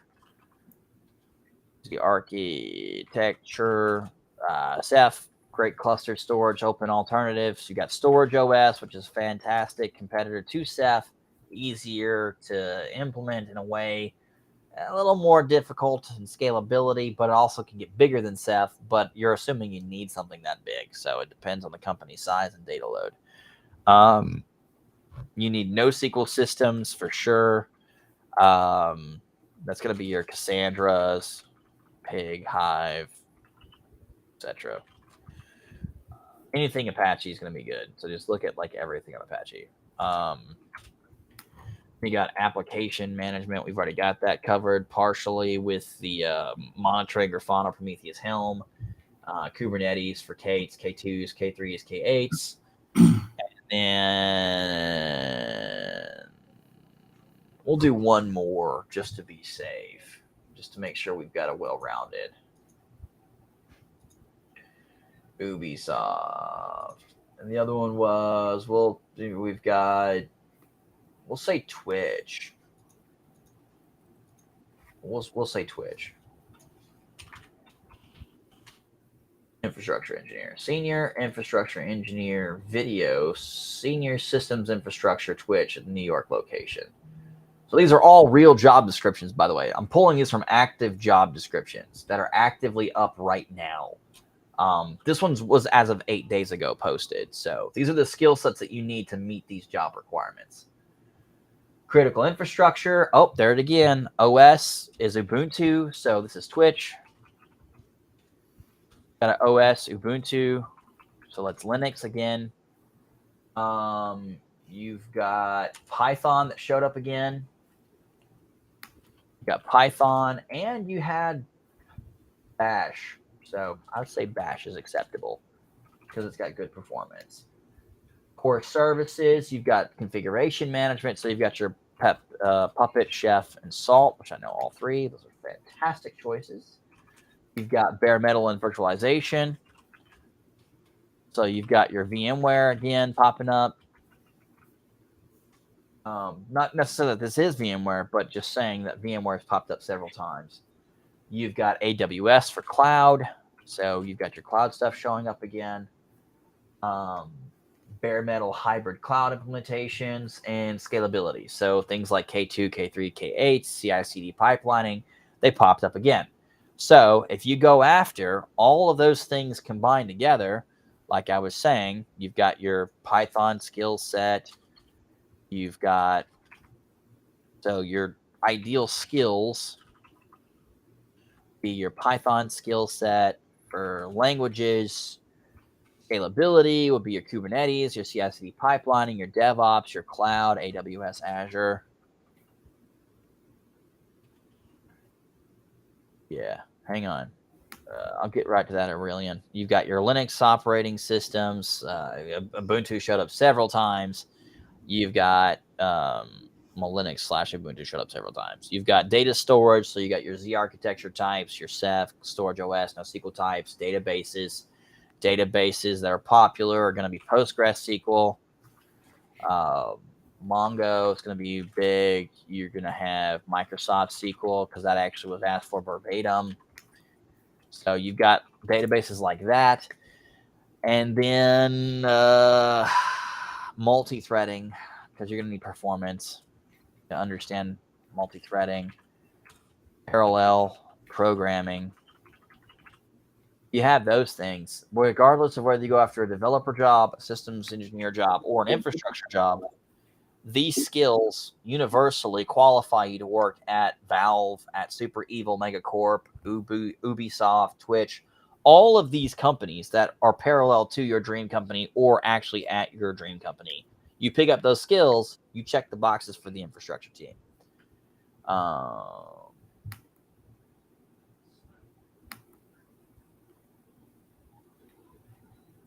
I would say no, Aurelian. You don't need to know the discrete mathematics and everything. Matter of fact, the vast majority of maths I've never seen applied in programming, nor have I used them in programming. The vast majority of those things you're only going to see in very discrete implementations, very specific, very tailored implementations. So, like if you're working in Scientifica, you'll probably be applying a lot of mathematical algorithms. If you're working in most environments, you want to work in just regular functions. You want to understand like ORMs. You want to understand databases. You want to understand data storage. You want to understand CRUD modeling, things of that nature, caching. That's what's going to be the vast majority of most languages. Understanding of ecosystems. That depends on what you're trying to do. So a lot of times industry standards are exactly that. They're implemented pretty much universally across the board. And in a lot of cases, even in the same verticals, they're going to be across the board. And so if it works for one space, it's going to work for everybody, and it will likely continue to be done in that exact same way. Yeah, it doesn't really change. As long as it works, and that's pretty much all that anybody cares about. It's just Elastic is great for storing data. You're not gonna see it act like, a caching service all of a sudden. It's a data lake. It's treated like a data lake. It's used like a data lake. I mean, every once in a blue moon, someone will abuse it and use it like a hard drive. I don't recommend doing that, even though you can store it actively in RAM disk. Not recommended, but doable. Some technologies can just be abused for things it's not built for. Not that you should, but sometimes you just want to see if you can.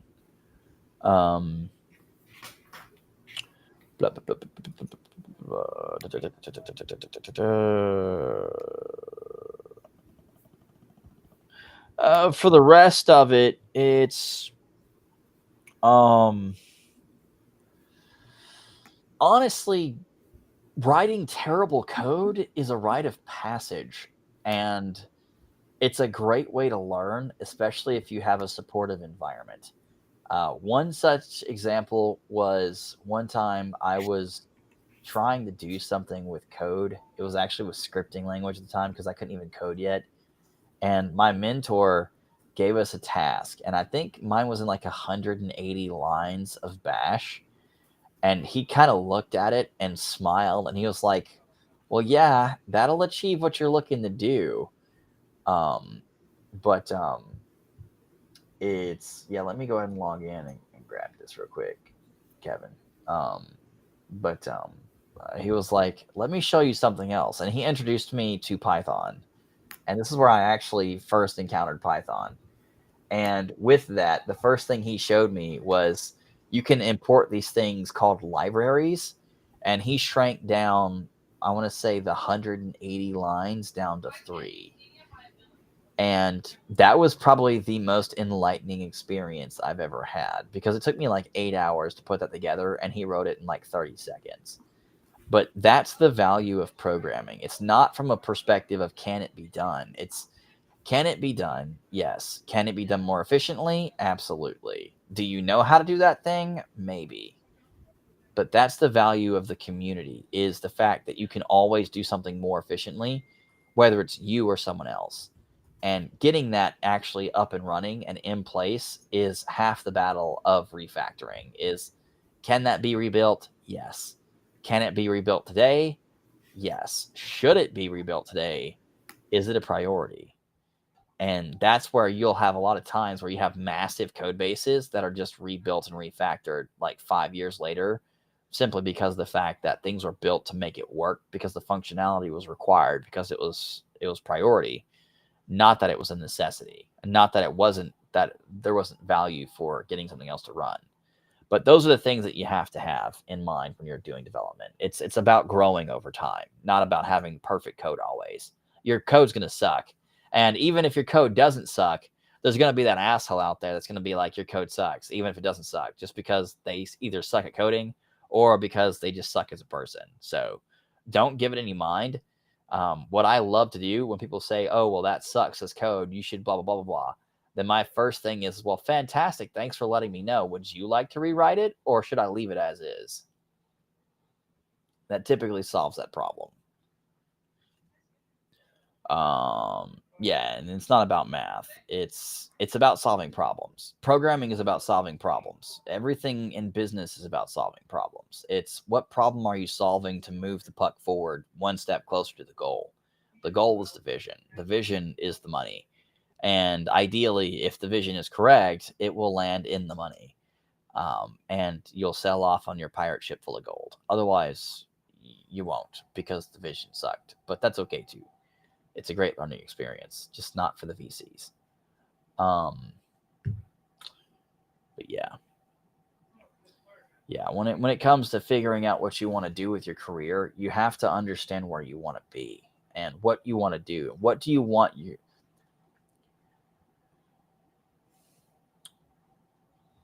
when it comes to career?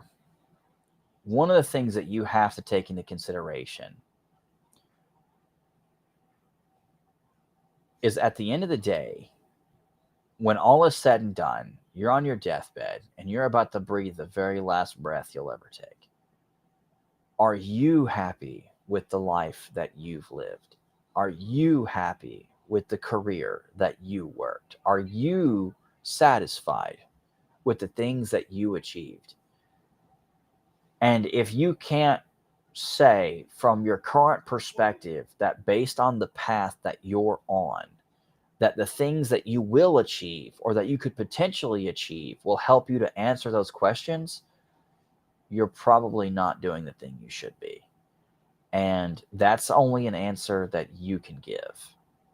Like for me, I know I could make a lot more money trading stock. I'm incredibly good at it, but I'll never achieve anything meaningful by doing that as my primary income source, as my primary revenue source, as my primary employment. Working in tech and engineering allows me to save lives and help people and solve major issues for society as a whole. I can't achieve that by being a stockbroker. It's just not a thing you can achieve. And so I never became a stockbroker because I knew that I would never do the things that I'm most passionate about. And I would never have an impact that was meaningful.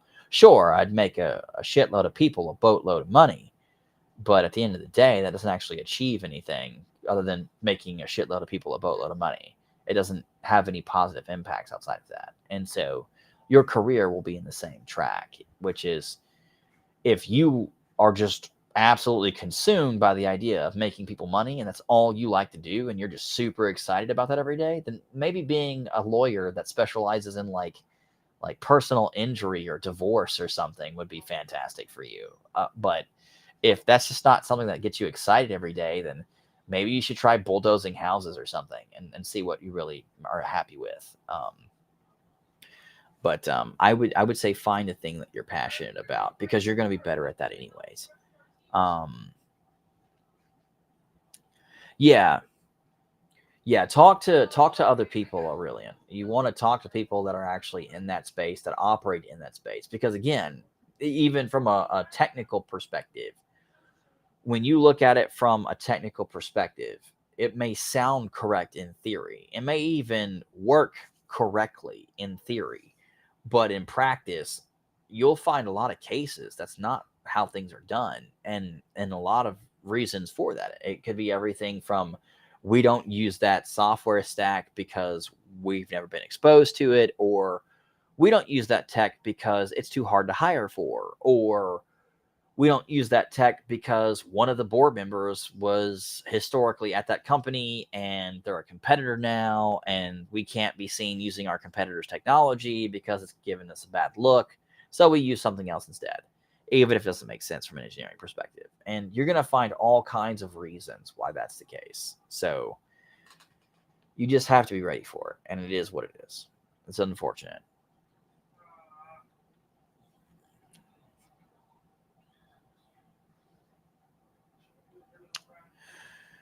One of the things that I would say about money, you don't have to do it for the money to make an astronomical amount of money.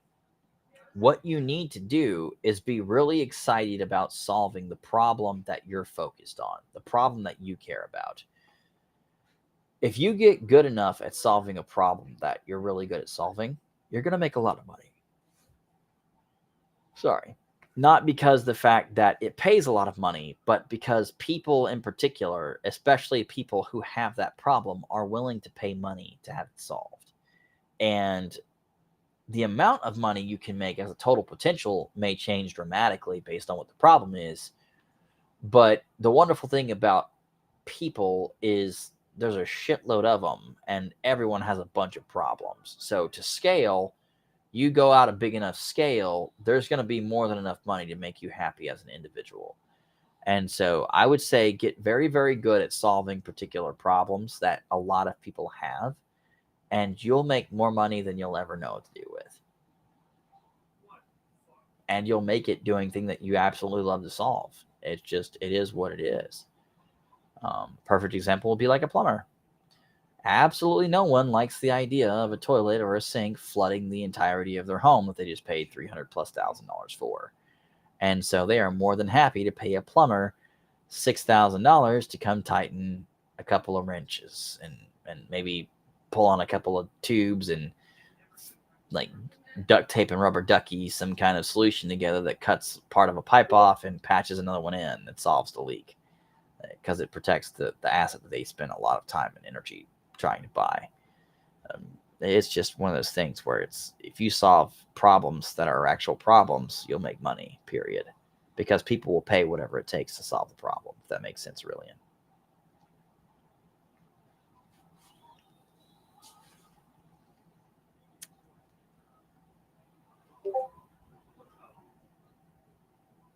Yeah, money does have uses. Yeah, money buys San Pellegrinos, which you could buy for me if I could figure that out. Yeah, soft skills are something you're going to have. My perfect recommendation: go to conferences far, far, far away from you and anyone else that you know, and then travel to that area and practice your soft skills on complete strangers. Either it will turn out to be amazing and you'll have connections all over the country and all over the world, or people in the middle of nowhere that don't really know you outside of that one encounter will think you're a complete psychopath. And that's totally fine, because you can just simply choose to never go there again. But it's a great way to develop your soft skills and meet people online, meet people through like Discords. Like, just pick practice grounds and then just talk to people, interact with people, and build your soft skills over time. I also recommend YouTube. There's quite a few really good books out. One in particular is How to Win Friends and Influence People by Carnegie. That's a fantastic book. It teaches you a lot of soft skills that people should have. You're very analytical, very technical, and very left brain driven. You lack the emotional context of a lot of situations, and you're very formal. Like, I think the best thing that could happen to you is someone punch you in the face and then buy you a beer. Like they just Irish the shit out of you. I think it would help to like break up your formalities and mannerisms to where it's a little more fluid. You're missing fluidity. You have to be more flexible and just casual. Like,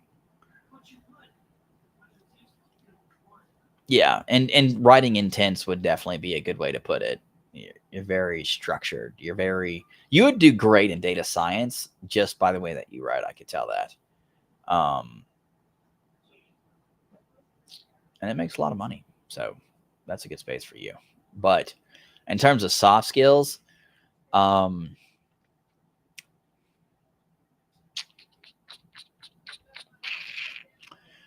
you tend to communicate, I want to say, somewhere between the 10th grade and the collegiate level. And the average person, you should take into consideration, has the average reading level of a 7th to 8th grader. And so, how do you put this?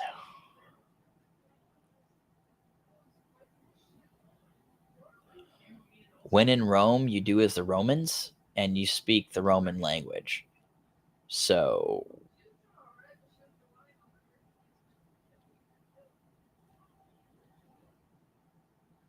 I don't know how to put that in a way that won't just like get me instantly canceled.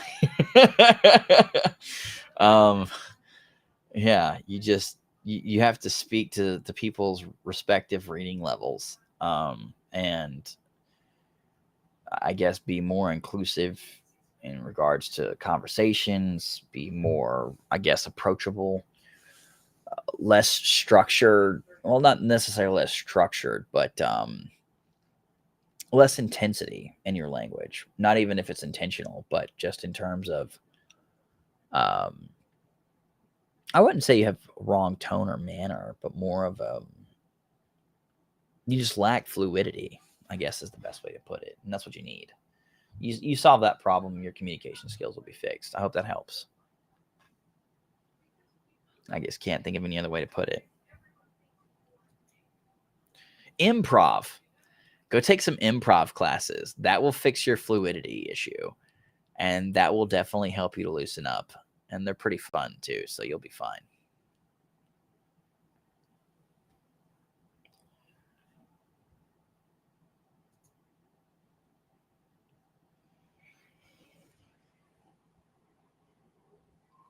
Does anybody else have any other questions?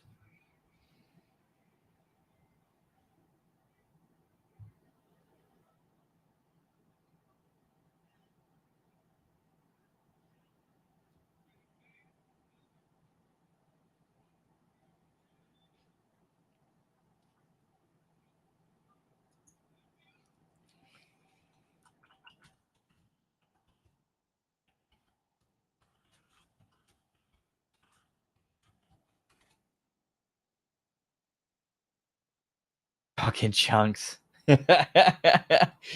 You would definitely do well in data science and data operations. But that's okay. That's okay. You don't have to be perfect, man. Yeah. I wouldn't even say articulation. I would just say fluidity. It's very, with you, you're very thought. Thought. Thought. And in some of your things, it's like thought, thought, thought, thought, thought, thought, thought. It's very pointed. It's very intense from that perspective.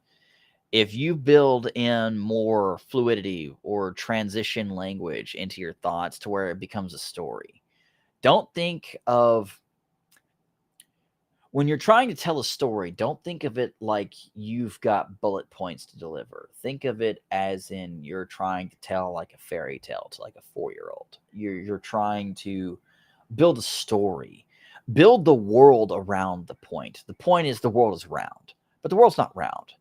The world is a beautiful place with wonderful blue skies and crystal clear oceans with a large landmass covered with beautiful soils of all different varieties, from sands to clay, and wonderful earthen cherubs and the sweet smell of moss. And in this world is a person called Aurelian. And now you've led to yourself. You've built this world, but it's not just, the planet is a spherical object floating in space, moving at 22,419 miles per second, circling around the sun as a third artificiary body in the solar system. It's, the world is this story.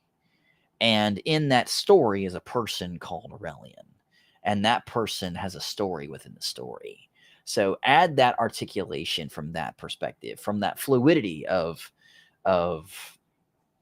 you have data operations, but you don't just have data operations. It's, you've got this ecosystem, and in the ecosystem are all these wonderful teams that are interacting together, that are transacting data in real time from all of these wonderful systems that have been put together to feed that data into the pipelines or into the systems for analytics. And you need to migrate that data, and then you build a story around the things that you're trying to articulate, because people will affiliate better to stories than they will to data points. You can communicate information more efficiently with a data point. That doesn't necessarily mean effectively. A great example would be from an efficiency perspective, I can deliver way more water with a water hose, but try drinking from one versus drinking from a bottle of water. The capacity is way more limited. The throughput is way more limited. The output is way more limited. But given the option of taking a full blast from the water hose or drinking from a bottle of water, which one would you rather drink from? Which is a perfect example of why efficiency isn't necessarily the best thing. It's sometimes it's effectiveness. And so keep that in mind. But does anybody have anything else? Going once. Going twice. Up. There's that heathen Kevin.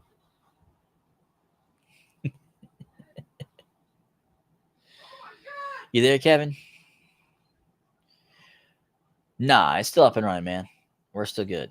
Okay, yeah, I just want to make sure it doesn't shut down when I leave. Oh, yeah, please go ahead, Aurelian. I've got some time, man. But all right, guys, y'all catch y'all later, man. But see you got control of the show here, Logan. Controlling the show. I ain't in charge. Shit. Who made that mistake? Yeah, all right, guys. Y'all, I'll catch y'all later. I'm about to go get something to eat. Oh, yeah, I got mine sitting here. Second I jump off, I'm going to eat and crash. Oh, man. I got time for a few more questions, though. It's fun. All right, so what are your other two questions, Aurelian? Give them to me both. Same time. Two questions, same time.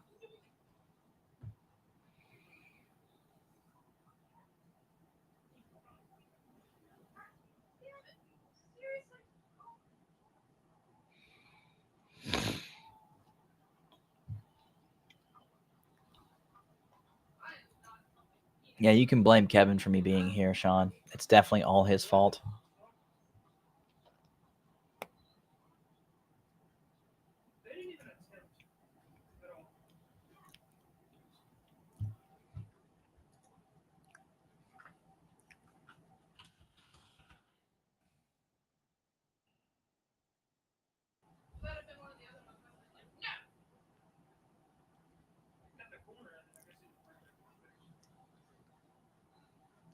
Oh, God. Okay. Let's digest this in pieces. All right. For starters, the CEO told you not to do something and you did it anyways. That's a problem. You'd never want to overtly do something that a superior tells you not to do, because that's immediately insubordination. You definitely want to avoid doing that. That's definitely a no. As for Grant Cardone, I've actually met Grant in person. Grant's actually a pretty cool guy.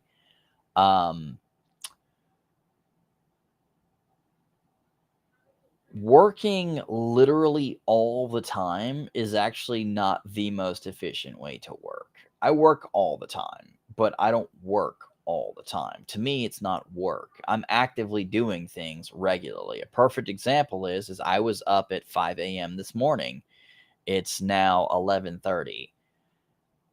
But to me, it's not work. To me, it's passion. To me, it's something I really enjoy. Now, there are the things, again, my passion projects in one hand, and then I've got my production projects in the other. And for me, I'm blessed enough to where my passion projects pay me very well, and my production projects pay me very well. And they're two very different things, and that's fantastic. But to me, it's not work, although it is time. What I would say for Grant Cardone, he's in real estate. Most of what Grant does work-wise is actually outsourced. His property manager, which he has a great price on, by the way, I think it's like 4% or something, he said, they actually do a lot of the lifting for him. He doesn't manage his own properties. He pays the company to do that. So all that's outsourced. And then he has entire sales teams that do all of his sales for him for the most part. his marketing team does all his marketing content. What he does is he orchestrates. And so, not to be misconstrued with sitting behind a keyboard 24/7, 365, 300 bajillion days out of a week, working 900,000 hours a week. It just doesn't, that doesn't math. It doesn't work, and it doesn't reach the outcome you want. Efficiency has delimiting points. It also has diminishing returns. It's just one of the things that it is. If you throw, we'll say, 1,000 newtons of force at something, if it moves at 1,000 newtons of force, throwing 100,000 newtons of force doesn't necessarily mean you achieve anything greater than making it move significantly faster. But does that thing need to go that fast versus the energy required to generate the 100 times Newton force to move the object in the first place? If a good example would be, if a Kia can get you to Walmart and the speed limit is 40 miles per hour, do you really need an F-35 jet or an SR-21 Blackbird to move you to Walmart? The amount of energy, force, and just overall outrageous cost of building X versus Y versus Z to achieve the task of getting to Walmart is complete overkill. So don't necessarily buy into the hype just because of the fact that it's one of those things where they say, hey, you can achieve XYZ by working all the hours in existence and buying into one of those TikTok like hype bullshit. Now, you definitely need to put in more hours than your average counterpart. That's without a shadow of a doubt. If the average person in your industry works 30, 40 hours a week, you need to be putting in 50, 60, because you not only want to help to gain ground on them as a competitor, but you also want to continue to improve at a significant rate greater than they are, so that you can overachieve and then you can exceed their achievements that they could potentially reach within their time frame. Because after a certain time frame, they're never going to be able to catch back up, ever. It's just mathematically not possible. They're not going to be able to put the time in to be able to make an effect, even if they did. Because no one's going to go from working 40-hour work weeks to, 15, 20 years later, I now need to increase my time frame to 60 to catch up, so that at the end of my career, I can begin to be as good as they are now. And that just doesn't work viably with most people. If you put that effort in earlier, you're going to enjoy the benefit dramatically longer, like I did. I front loaded probably 30, 40 years worth of career into a 10-year time frame, but I sacrificed everything to achieve that. And that includes holidays with my family, relationships with my family, relationships with one of my children. I burned through 3 engagements. It cost me a lot personally, financially and personally. It burned some professional relationships because I just didn't have time to deal with colleagues. I just didn't want to put in the effort, and I left those people behind. But it's a pain that you're going to have to run into at some point. But putting in that time needs to make sense. So balance it with reason and rationality. Sleeping in the bank was probably the reason why they did it, because it was also a security concern on top of insubordination. If you want to save time, just get a local hotel for the commute to where it's like close by. If you really want to be in early because you want to get stuff done, that's totally cool. Just go, like off campus. Several times I've looked at just getting an RV and then just parking the RV outside of work so I can just walk straight to work. One of the contracts I worked at, I had to drive a very long distance. And so it made more sense for me to just have an RV to just park at the parking lot and just walk to work. And then once I was done, just walk out to the parking lot and climb into my RV and either stay at the parking lot or drive the RV off site, but nearby, to where I could easily drive to work in like 2 or 3 minutes. And that's a consideration if you want to do that in the future. I'm not necessarily against it because I hate wasting time. But that's neither here nor there.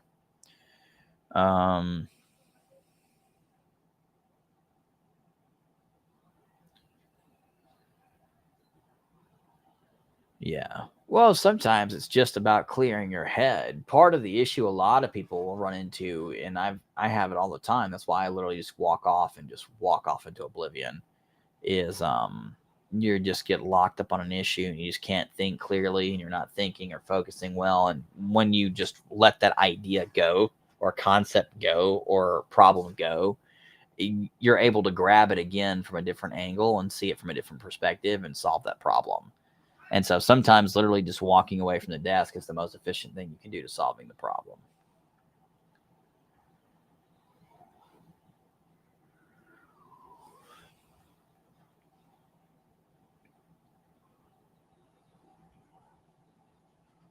Hmm.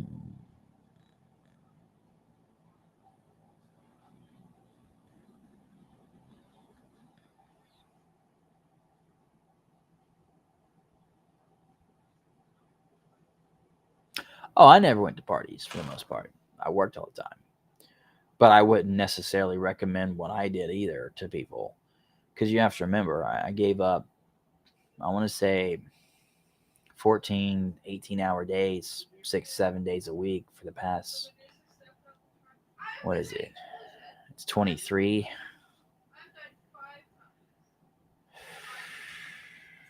2006. 17 years. I just 17 years gone. Last 2 years of high school, 2.5 at the military, and then my entire DoD career just worked nonstop the entire time. Just, I want to say, I had to check my phone just to see what was the last time I actually went home for Christmas. Now that I'm married and my relatives are local, I mean, I see them all the time. That's great. But like my family, I haven't seen them in years. And that's just one of the prices you're going to pay for putting it all in full throttle.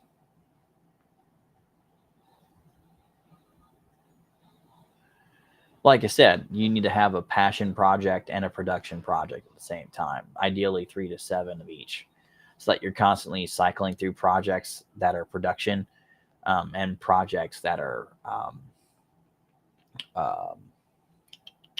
passion. When you're at most jobs, you're going to have one or two, maybe three, for the most part for production. But all the passion projects you could possibly want, you can have. Um, I personally recommend that.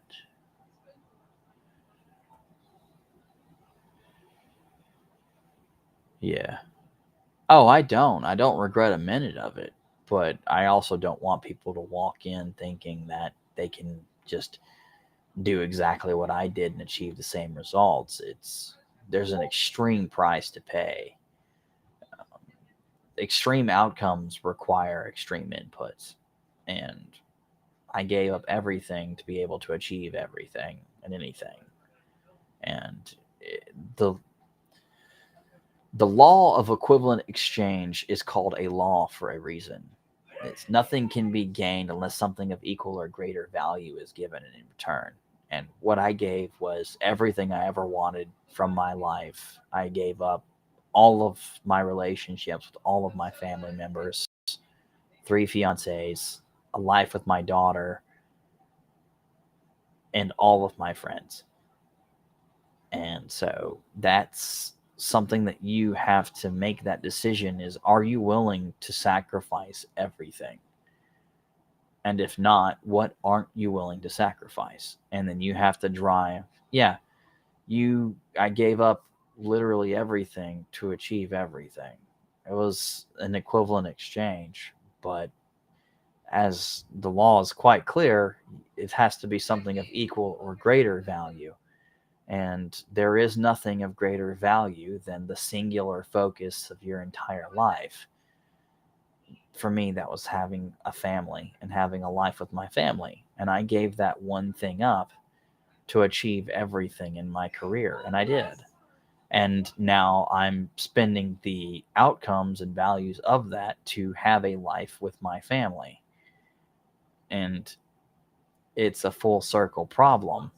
It's the idea of having a fishing boat to fish so that you can have all the fish that you can catch, so you can buy more boats to have employees, to build a fleet, to build a shipping and distribution lane to sell all the fish, so that you have the money to stay home and spend time with your family and provide for your family. Or you can just catch one fish a day, as the proverb goes, when the billionaire was talking to the poor fisherman on the pier, is you go through all these loops to be able to achieve all this greatness, to be able to have the freedom to do what you could always do in the beginning. The distinctive difference is the frequency and the level.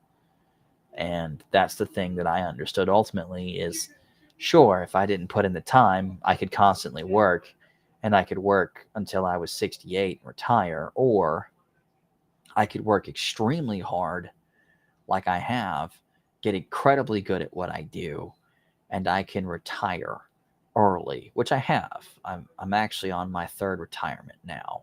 I retired twice before and came out of retirement both times for incredibly unique projects that I found to be exceptionally challenging and interesting. And I came out of retirement for those in both instances, and I'm probably going to go into retirement for a third time, but this time permanently, because I've done everything. I'm one dream client away from having achieved all of my goals, and I'm done. And so it's just one of those things. And I've already had the interviews for that client, and they already said yes. They're just trying to figure out what role they'd stick me in. But it's one of those things where it's like, do I land there? I don't know. Do I even take that shot, or just finish out what I'm doing now and just call it a day? Who knows? We'll see. But it's one of those things where only you can ultimately decide what is that level. Oh, dude, I am fucking ancient. I'm like 95. I'm kidding. I'm 33. But I've been through a lot. What is your social media? I don't actually use social media that much anymore. You can get my LinkedIn from Kevin. But I just don't use it that much anymore. I don't need it. The people that I need to talk to, I'll just pick up the phone and call, or call them on Discord or something. Yeah, I've been doing tech since I was in high school. And so I got to start doing tech for a water purification company while I was still in high school before I went into the military. And then I got out and started doing everything else. I'm in my 18th year now. So it's a lot. Not really. Books I'm working on. I've got a couple books I'm looking to publish. I've got several talks that have been published. They're on the internet. You can just look me up on YouTube if you want. I've actually got probably 6 or 7 more conference talks I've got to give this year. Cyber WarCon will probably be one of them. I've got Hack RedCon coming up less than 2 weeks from now in Kentucky. I'll be doing that. I'm not sure what other ones I put in for, to be honest. I forgot. I was going to do Texas Cyber Conference and speak there, and then I'm probably going to speak at B-Sides Charlotte again, and then definitely at B-Sides Tampa and Orlando. I love the Florida crews. They're good people. I want to give a talk at Django Con. That would be cool. But I just don't. It just makes me nervous, man. Like, you developers are like little piranhas. Like, like you eat your young, man. I don't know if I want to do a talk at a developer conference. It'll make me nervous. But yeah, it's just, I've done a lot. I think I've spoken at 20 plus different unique conferences all over the world, to include in Ukraine. I've gone as far as the Ukraine. There's one in Japan I want to do a talk at, and that'll probably be the furthest east I've ever gone. I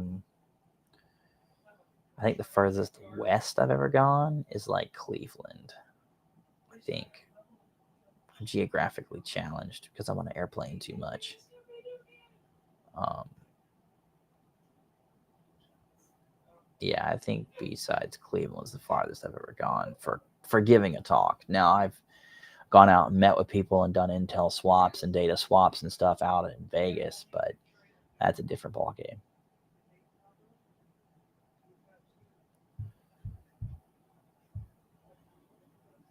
Oh God, no! I'm not a dev celebrity. I'm a systems guy. I'm a systems and infrastructure, and so I got my original start doing satellite communications, and then Satcom moved to compliance, and then security. And so I started as a systems guy. It's what makes me good at security in the first place, is the fact that I understand why the system works. Oh, I met Cardone at a conference, one of his 10X conferences down in Florida. One of my long-term goals is building my own bank, which is actually what I'm currently working on now, is buying up the last of all of my debts, and then my wife's debts, and then all the debts of select people that I care about or trust, and then internalizing that till I meet the AUM requirements for the Department of Banking and Finance to convert to an official bank charter. And then I'll be the 20th Native American owned bank in the country, if not the world. And one of my long-term goals is to own my own bank. But yeah, Cardone's cool.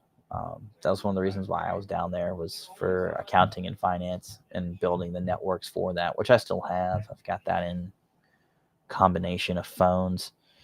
I still talk to the Cardone people pretty regularly. I'll probably actually go to the next 10X conference now that I'm thinking about it, just so I can meet some more people. Real estate's a good spot right now if you can buy cash. Oh, dude, I do well. Let's just say that I pick contracts now because I want to do that work and not because I'm financially required to. I do the work that I enjoy, not the work that I'm just offered. It's not about the money for me. Not anymore. Not that it ever was to begin with. Although I guess technically one of these I'm working is because it's going to be a bag. It's good tech.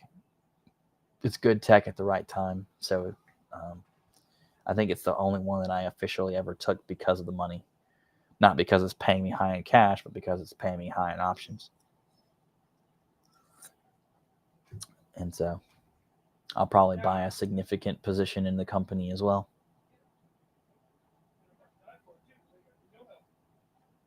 Yeah. Oh yeah, people can leverage debt even at incredible values. I mean, look at Apple. They have debt and they have more cash than some states in totality. Like, I think they could spend Texas as an accounting error. Yeah. I mean, that's not necessarily a bad thing. Debt is one of those things where it's what kind of debt, and it also depends on the school of philosophy that you ask. You ask Grant Cardone, he would love nothing more than to jump into $18 billion worth of debt on the floor. Whereas, and if you ask someone from a Dave Ramsey camp, like, that's like stage 11 cancer, and they wouldn't go near it with a flamethrower for a miracle from God guaranteed. Like, they just don't do debt. It depends on what school of thought you I guess are engaging with at the time, but I'm a little more of a midline on that. It depends. I'm okay with business debt. I'm not okay with personal debt. I'm okay with personal debt if it's for self-improvement. I'm not okay with personal debt if for something consumable or some kind of personal desire. I'm okay with mortgages. I'm not okay with investment properties having mortgages. It's just one of those things where I'm middle of the line. Yeah. Well, it's just, yeah, the food part I can definitely understand. I've gone hungry before. I've gone homeless. I've starved. Um, it's just one of those things. There's a lot of hardship in life, and I've experienced all of it. So it's one of those things. Um, Once you set your goals and you set your objectives, again, it's one of those things. You set your vision to your objectives, and then your objectives to your goals. achieve everything. You unlock it piece by piece, and you break it up into large chunks over a long enough period of time. Just like the idea of building a bank. I've been looking to build my own bank. I want to say 2013, 2014 is when I started building towards it, and it's 2023, and I'm just now at stage 2/3, early 3, late 2, where I'm actually buying up the last of my remaining debt to internally finance it, to build the secondary loan loss allocation portfolios and loan portfolios to effectively build the primary balances to be able to underwrite my own mortgage. And then once I underwrite my own mortgage and then I successfully satisfy that mortgage, it should give me the principal required to meet my AUM standards, to be able to go ahead and get my bank charter at that point. And then from there, I have a 3-year delimiter where I'm required by the state to have a business plan and to have a plan of action to be able to achieve guaranteed positive profitability within that 3-year time frame. And so my current time frame is 180 days to buy up the last of my debts, and then after that, that puts me at December-ish time frame, and that's end of 23. So between 23 and 26, I'm going to be finishing up building my bank, and it'll take me from 2013 time frame to 2026 to effectively achieve my goal sometime within that time frame. So 10 to 13 years to achieve my goal and ultimately realize my vision for at least that aspect. But that's how long some of your time horizons are going to be personally, is you may be talking multi-decade for vision. And so it's about being able to see that far out and to really, really want what you want. And for me, owning my bank it's a guarantee that I'll never have to worry about money. I can't be told no for lending when I'm borrowing from my own bank. It's my bank. And so the other thing is the humor in coming from the bottom 5% with no family as an adopted person, and no friends, and going through dozens of foster care families to, um, you know, being put with a family that was a box maker and a cotton mill worker to, yeah, I'm building my own bank now. I'm already in the top 0.1%. I'm looking at buying a yacht sometime this week or next. I'm actually about to go down to Riviera, Florida to look at one. But yeah, like I'm looking to buy $1 million home and a yacht and probably a third or fourth car. It's the complete opposite. And it just, having a bank just adds to the humor. It's just one of those things where it's just, I don't know, it's just funny, I guess is the right word. I'm not sure, but it's just one of those things. Everybody's got their goals and their passions and their interests, and for me, one of my long-term legacy things I want to achieve is owning my own bank. No, I don't think so. It's like a 46-foot yacht. The other one I'm looking at's like 55, so it's not like this 300 like foot like mega ship that like Carnival Cruise kind of crazy shit. It's just one of those things where it's big enough for me and friends of mine, people that I want to be with me to celebrate, for those that have been with me for my journey. And yeah, it's just one of those things where it's like,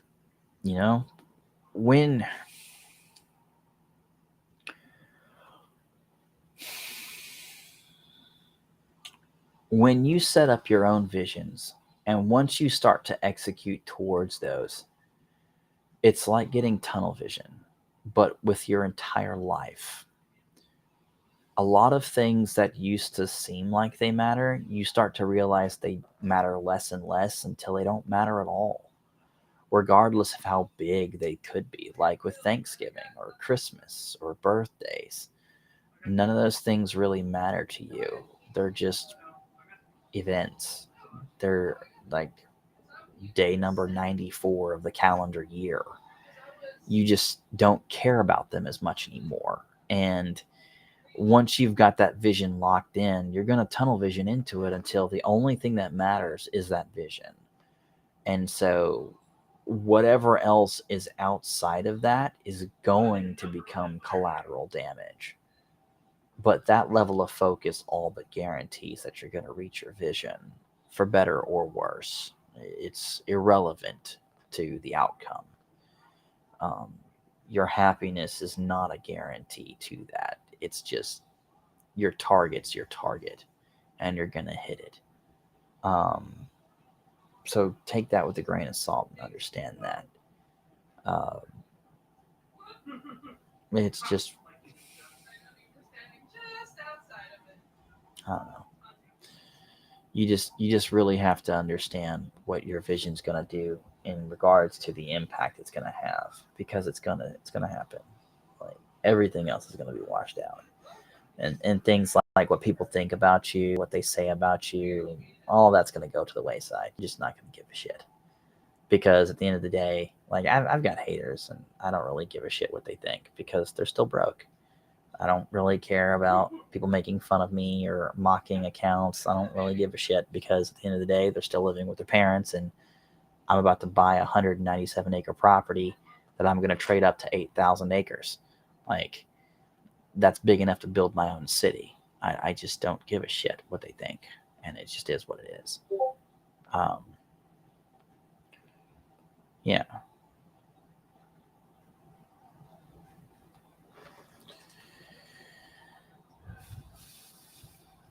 Yeah, yeah, it's gonna be a journey, man. It's not gonna be easy. You're gonna have a lot of hardship. You're gonna have a lot of challenges. Um, One of the things that I would say with that particular experience track record, I would say is when you have a job, buy food, buy drinks, buy perishables, stockpile those things, keep 3 to 6 months worth of food on hand, and then constantly rotate that out so that in the instance that you lose your job, you've got 3 to 6 months to get a new job so you don't go without food. Same thing can be said with rent. Like, for instance, a good thing that you could look into or consider is like a multi-layered budget.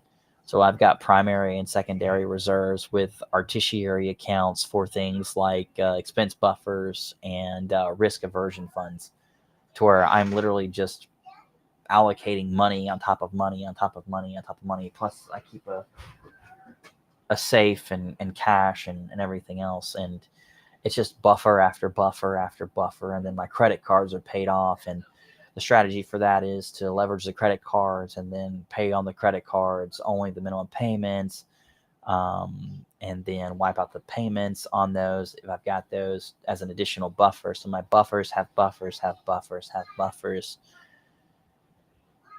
have buffers, have buffers, have buffers, have buffers, have buffer, which has a support buffer with a buffer and a purchase fund, not including the me money. And so you build layer upon layer upon layer upon layer upon layer. And then that each of those layers are just continually expanded. Think of it like a pyramid. You've got a tiny pyramid, and then your very small percentage, it doesn't matter whatever that percentage is, but that it could be 1% of $100, it could be 1% of $100,000, whatever. It's a percentage basis, and then you constantly expand out that pyramid. Eventually someone's going to drop a nuke on you, whether that someone is an employer or life or reality. The wider the pyramid gets, the more damage it can take, and it has to shoot through everything in order to actually hit you on the other side. And so building all those layers, it will help to solve your problem, because it's what I use to solve mine.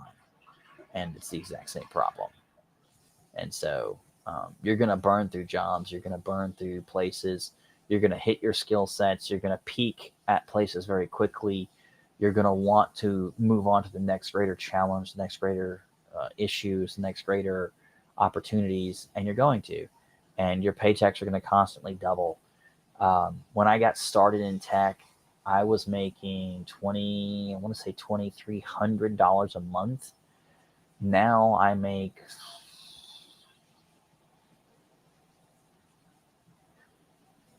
all in. What is it all in?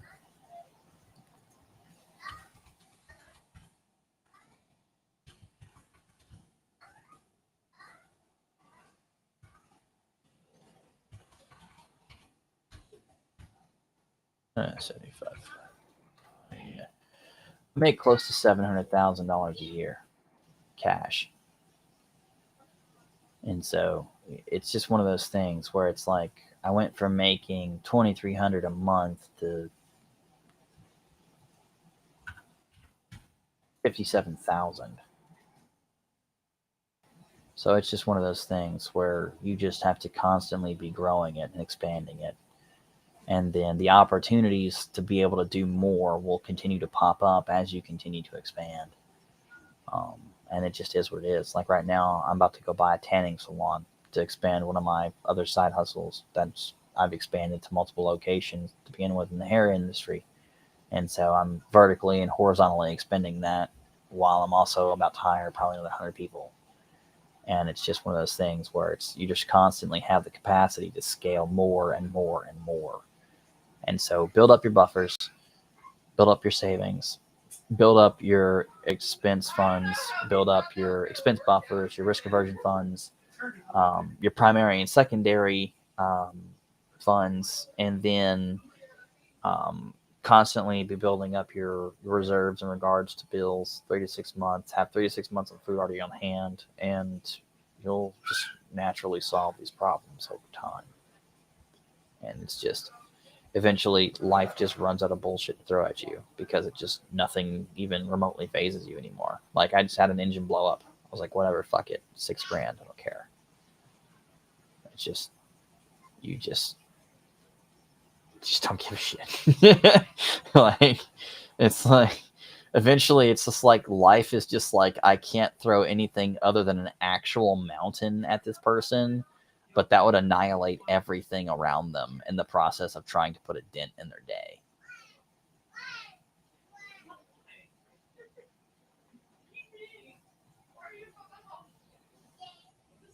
Yeah.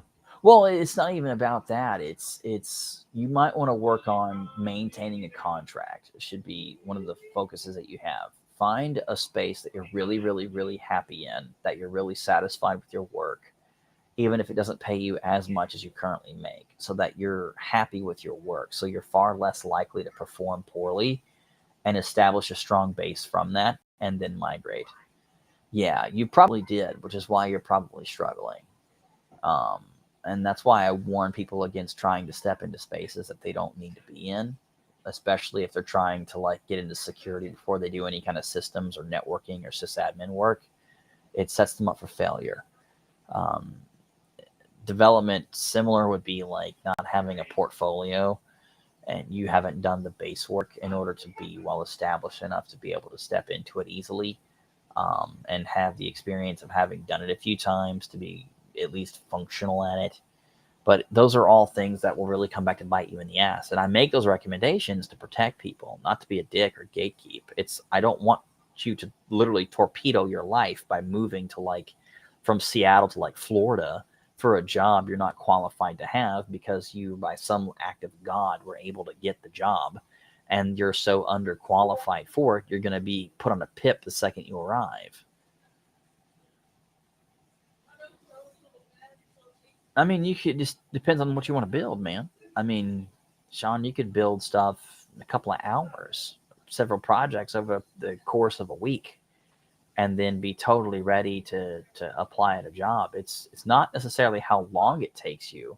It's how effective is the solution at solving the problem that the software is made to solve. Like, look at a fork. This is a very simple device. It does not take a long time to make a fork, but it solves a very, very annoying problem. Imagine trying to eat this spaghetti without a fork. Imagine the misery of trying to eat spaghetti without a fork.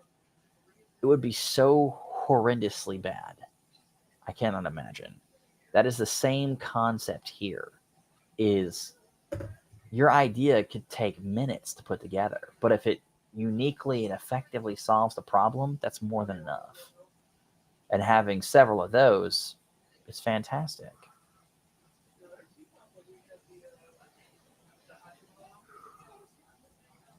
To get that second job, so Sean, you already have one now. Do you want to get a second one? Or you have one and now you're trying to get your second job after your first one that you had and then you don't have anymore?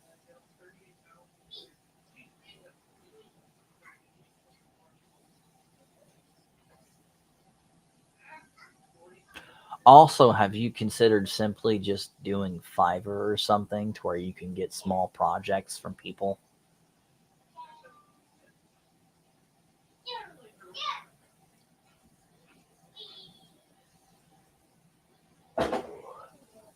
Hmm.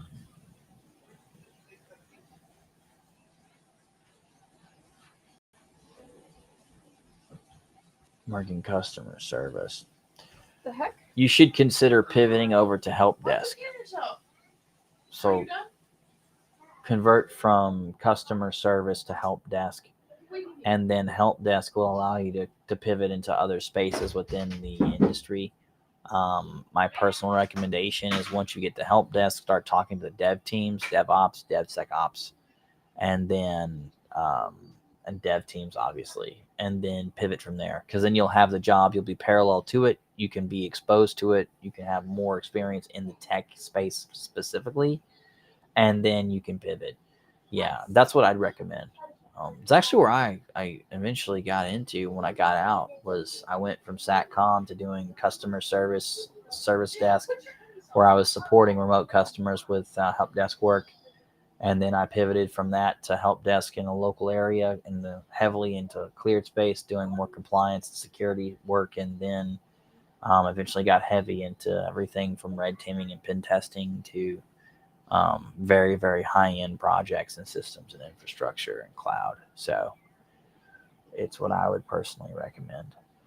Um, just bite the bullet and stop trying to skip things and just go ahead and do it, because you're only prolonging the inevitable and prolonging your suffering unnecessarily. It's just one of those things. A mechanic isn't a very good mechanic if they don't understand why the transmission works. You can't fix something that you don't understand. And it's just, you got to put the time in. A lot of people just don't want to hear that, and that's totally fine. They'll continue to fail. Or they'll continue to drag the people around them down, and then they'll all collectively fail. Or you can bite the bullet and do the hard things that are necessary and become dramatically better at what you do, and you'll pay that price. But it's better to pay it than to suffer, because you're losing so much over time for every year that you're not.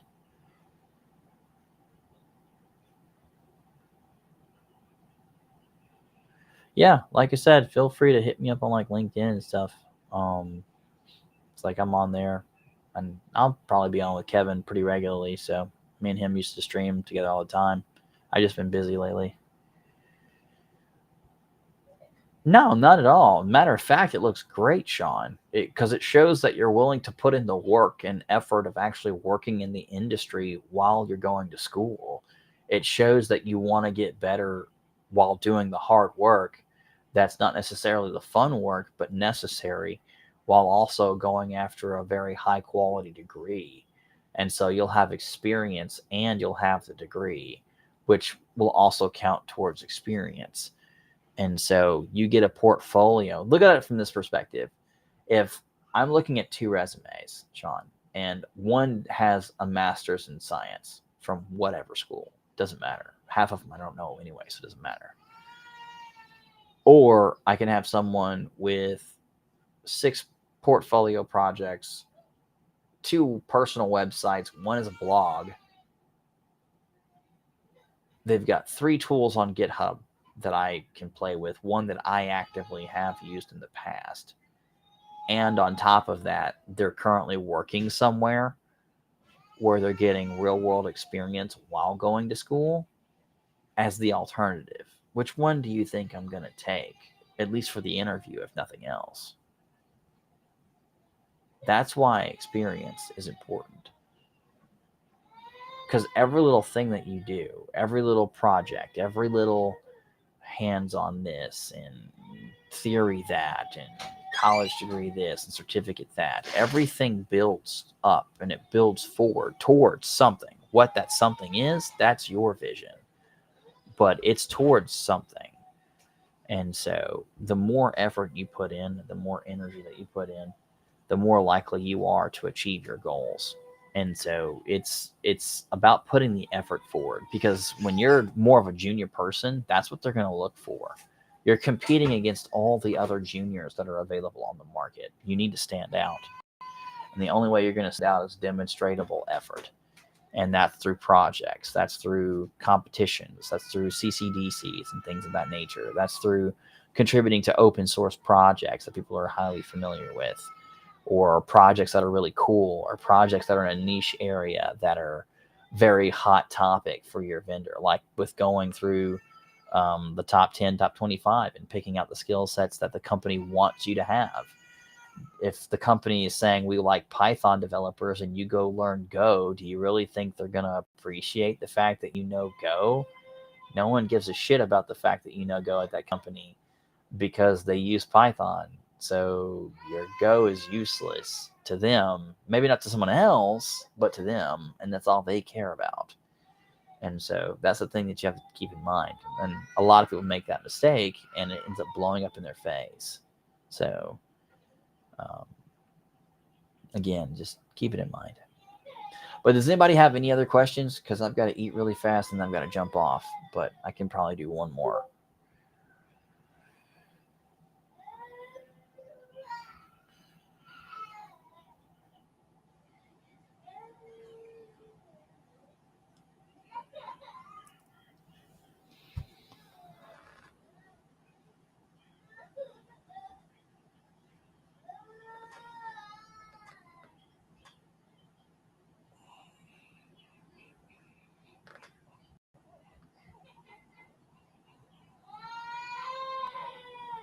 Yeah, you got to give to get.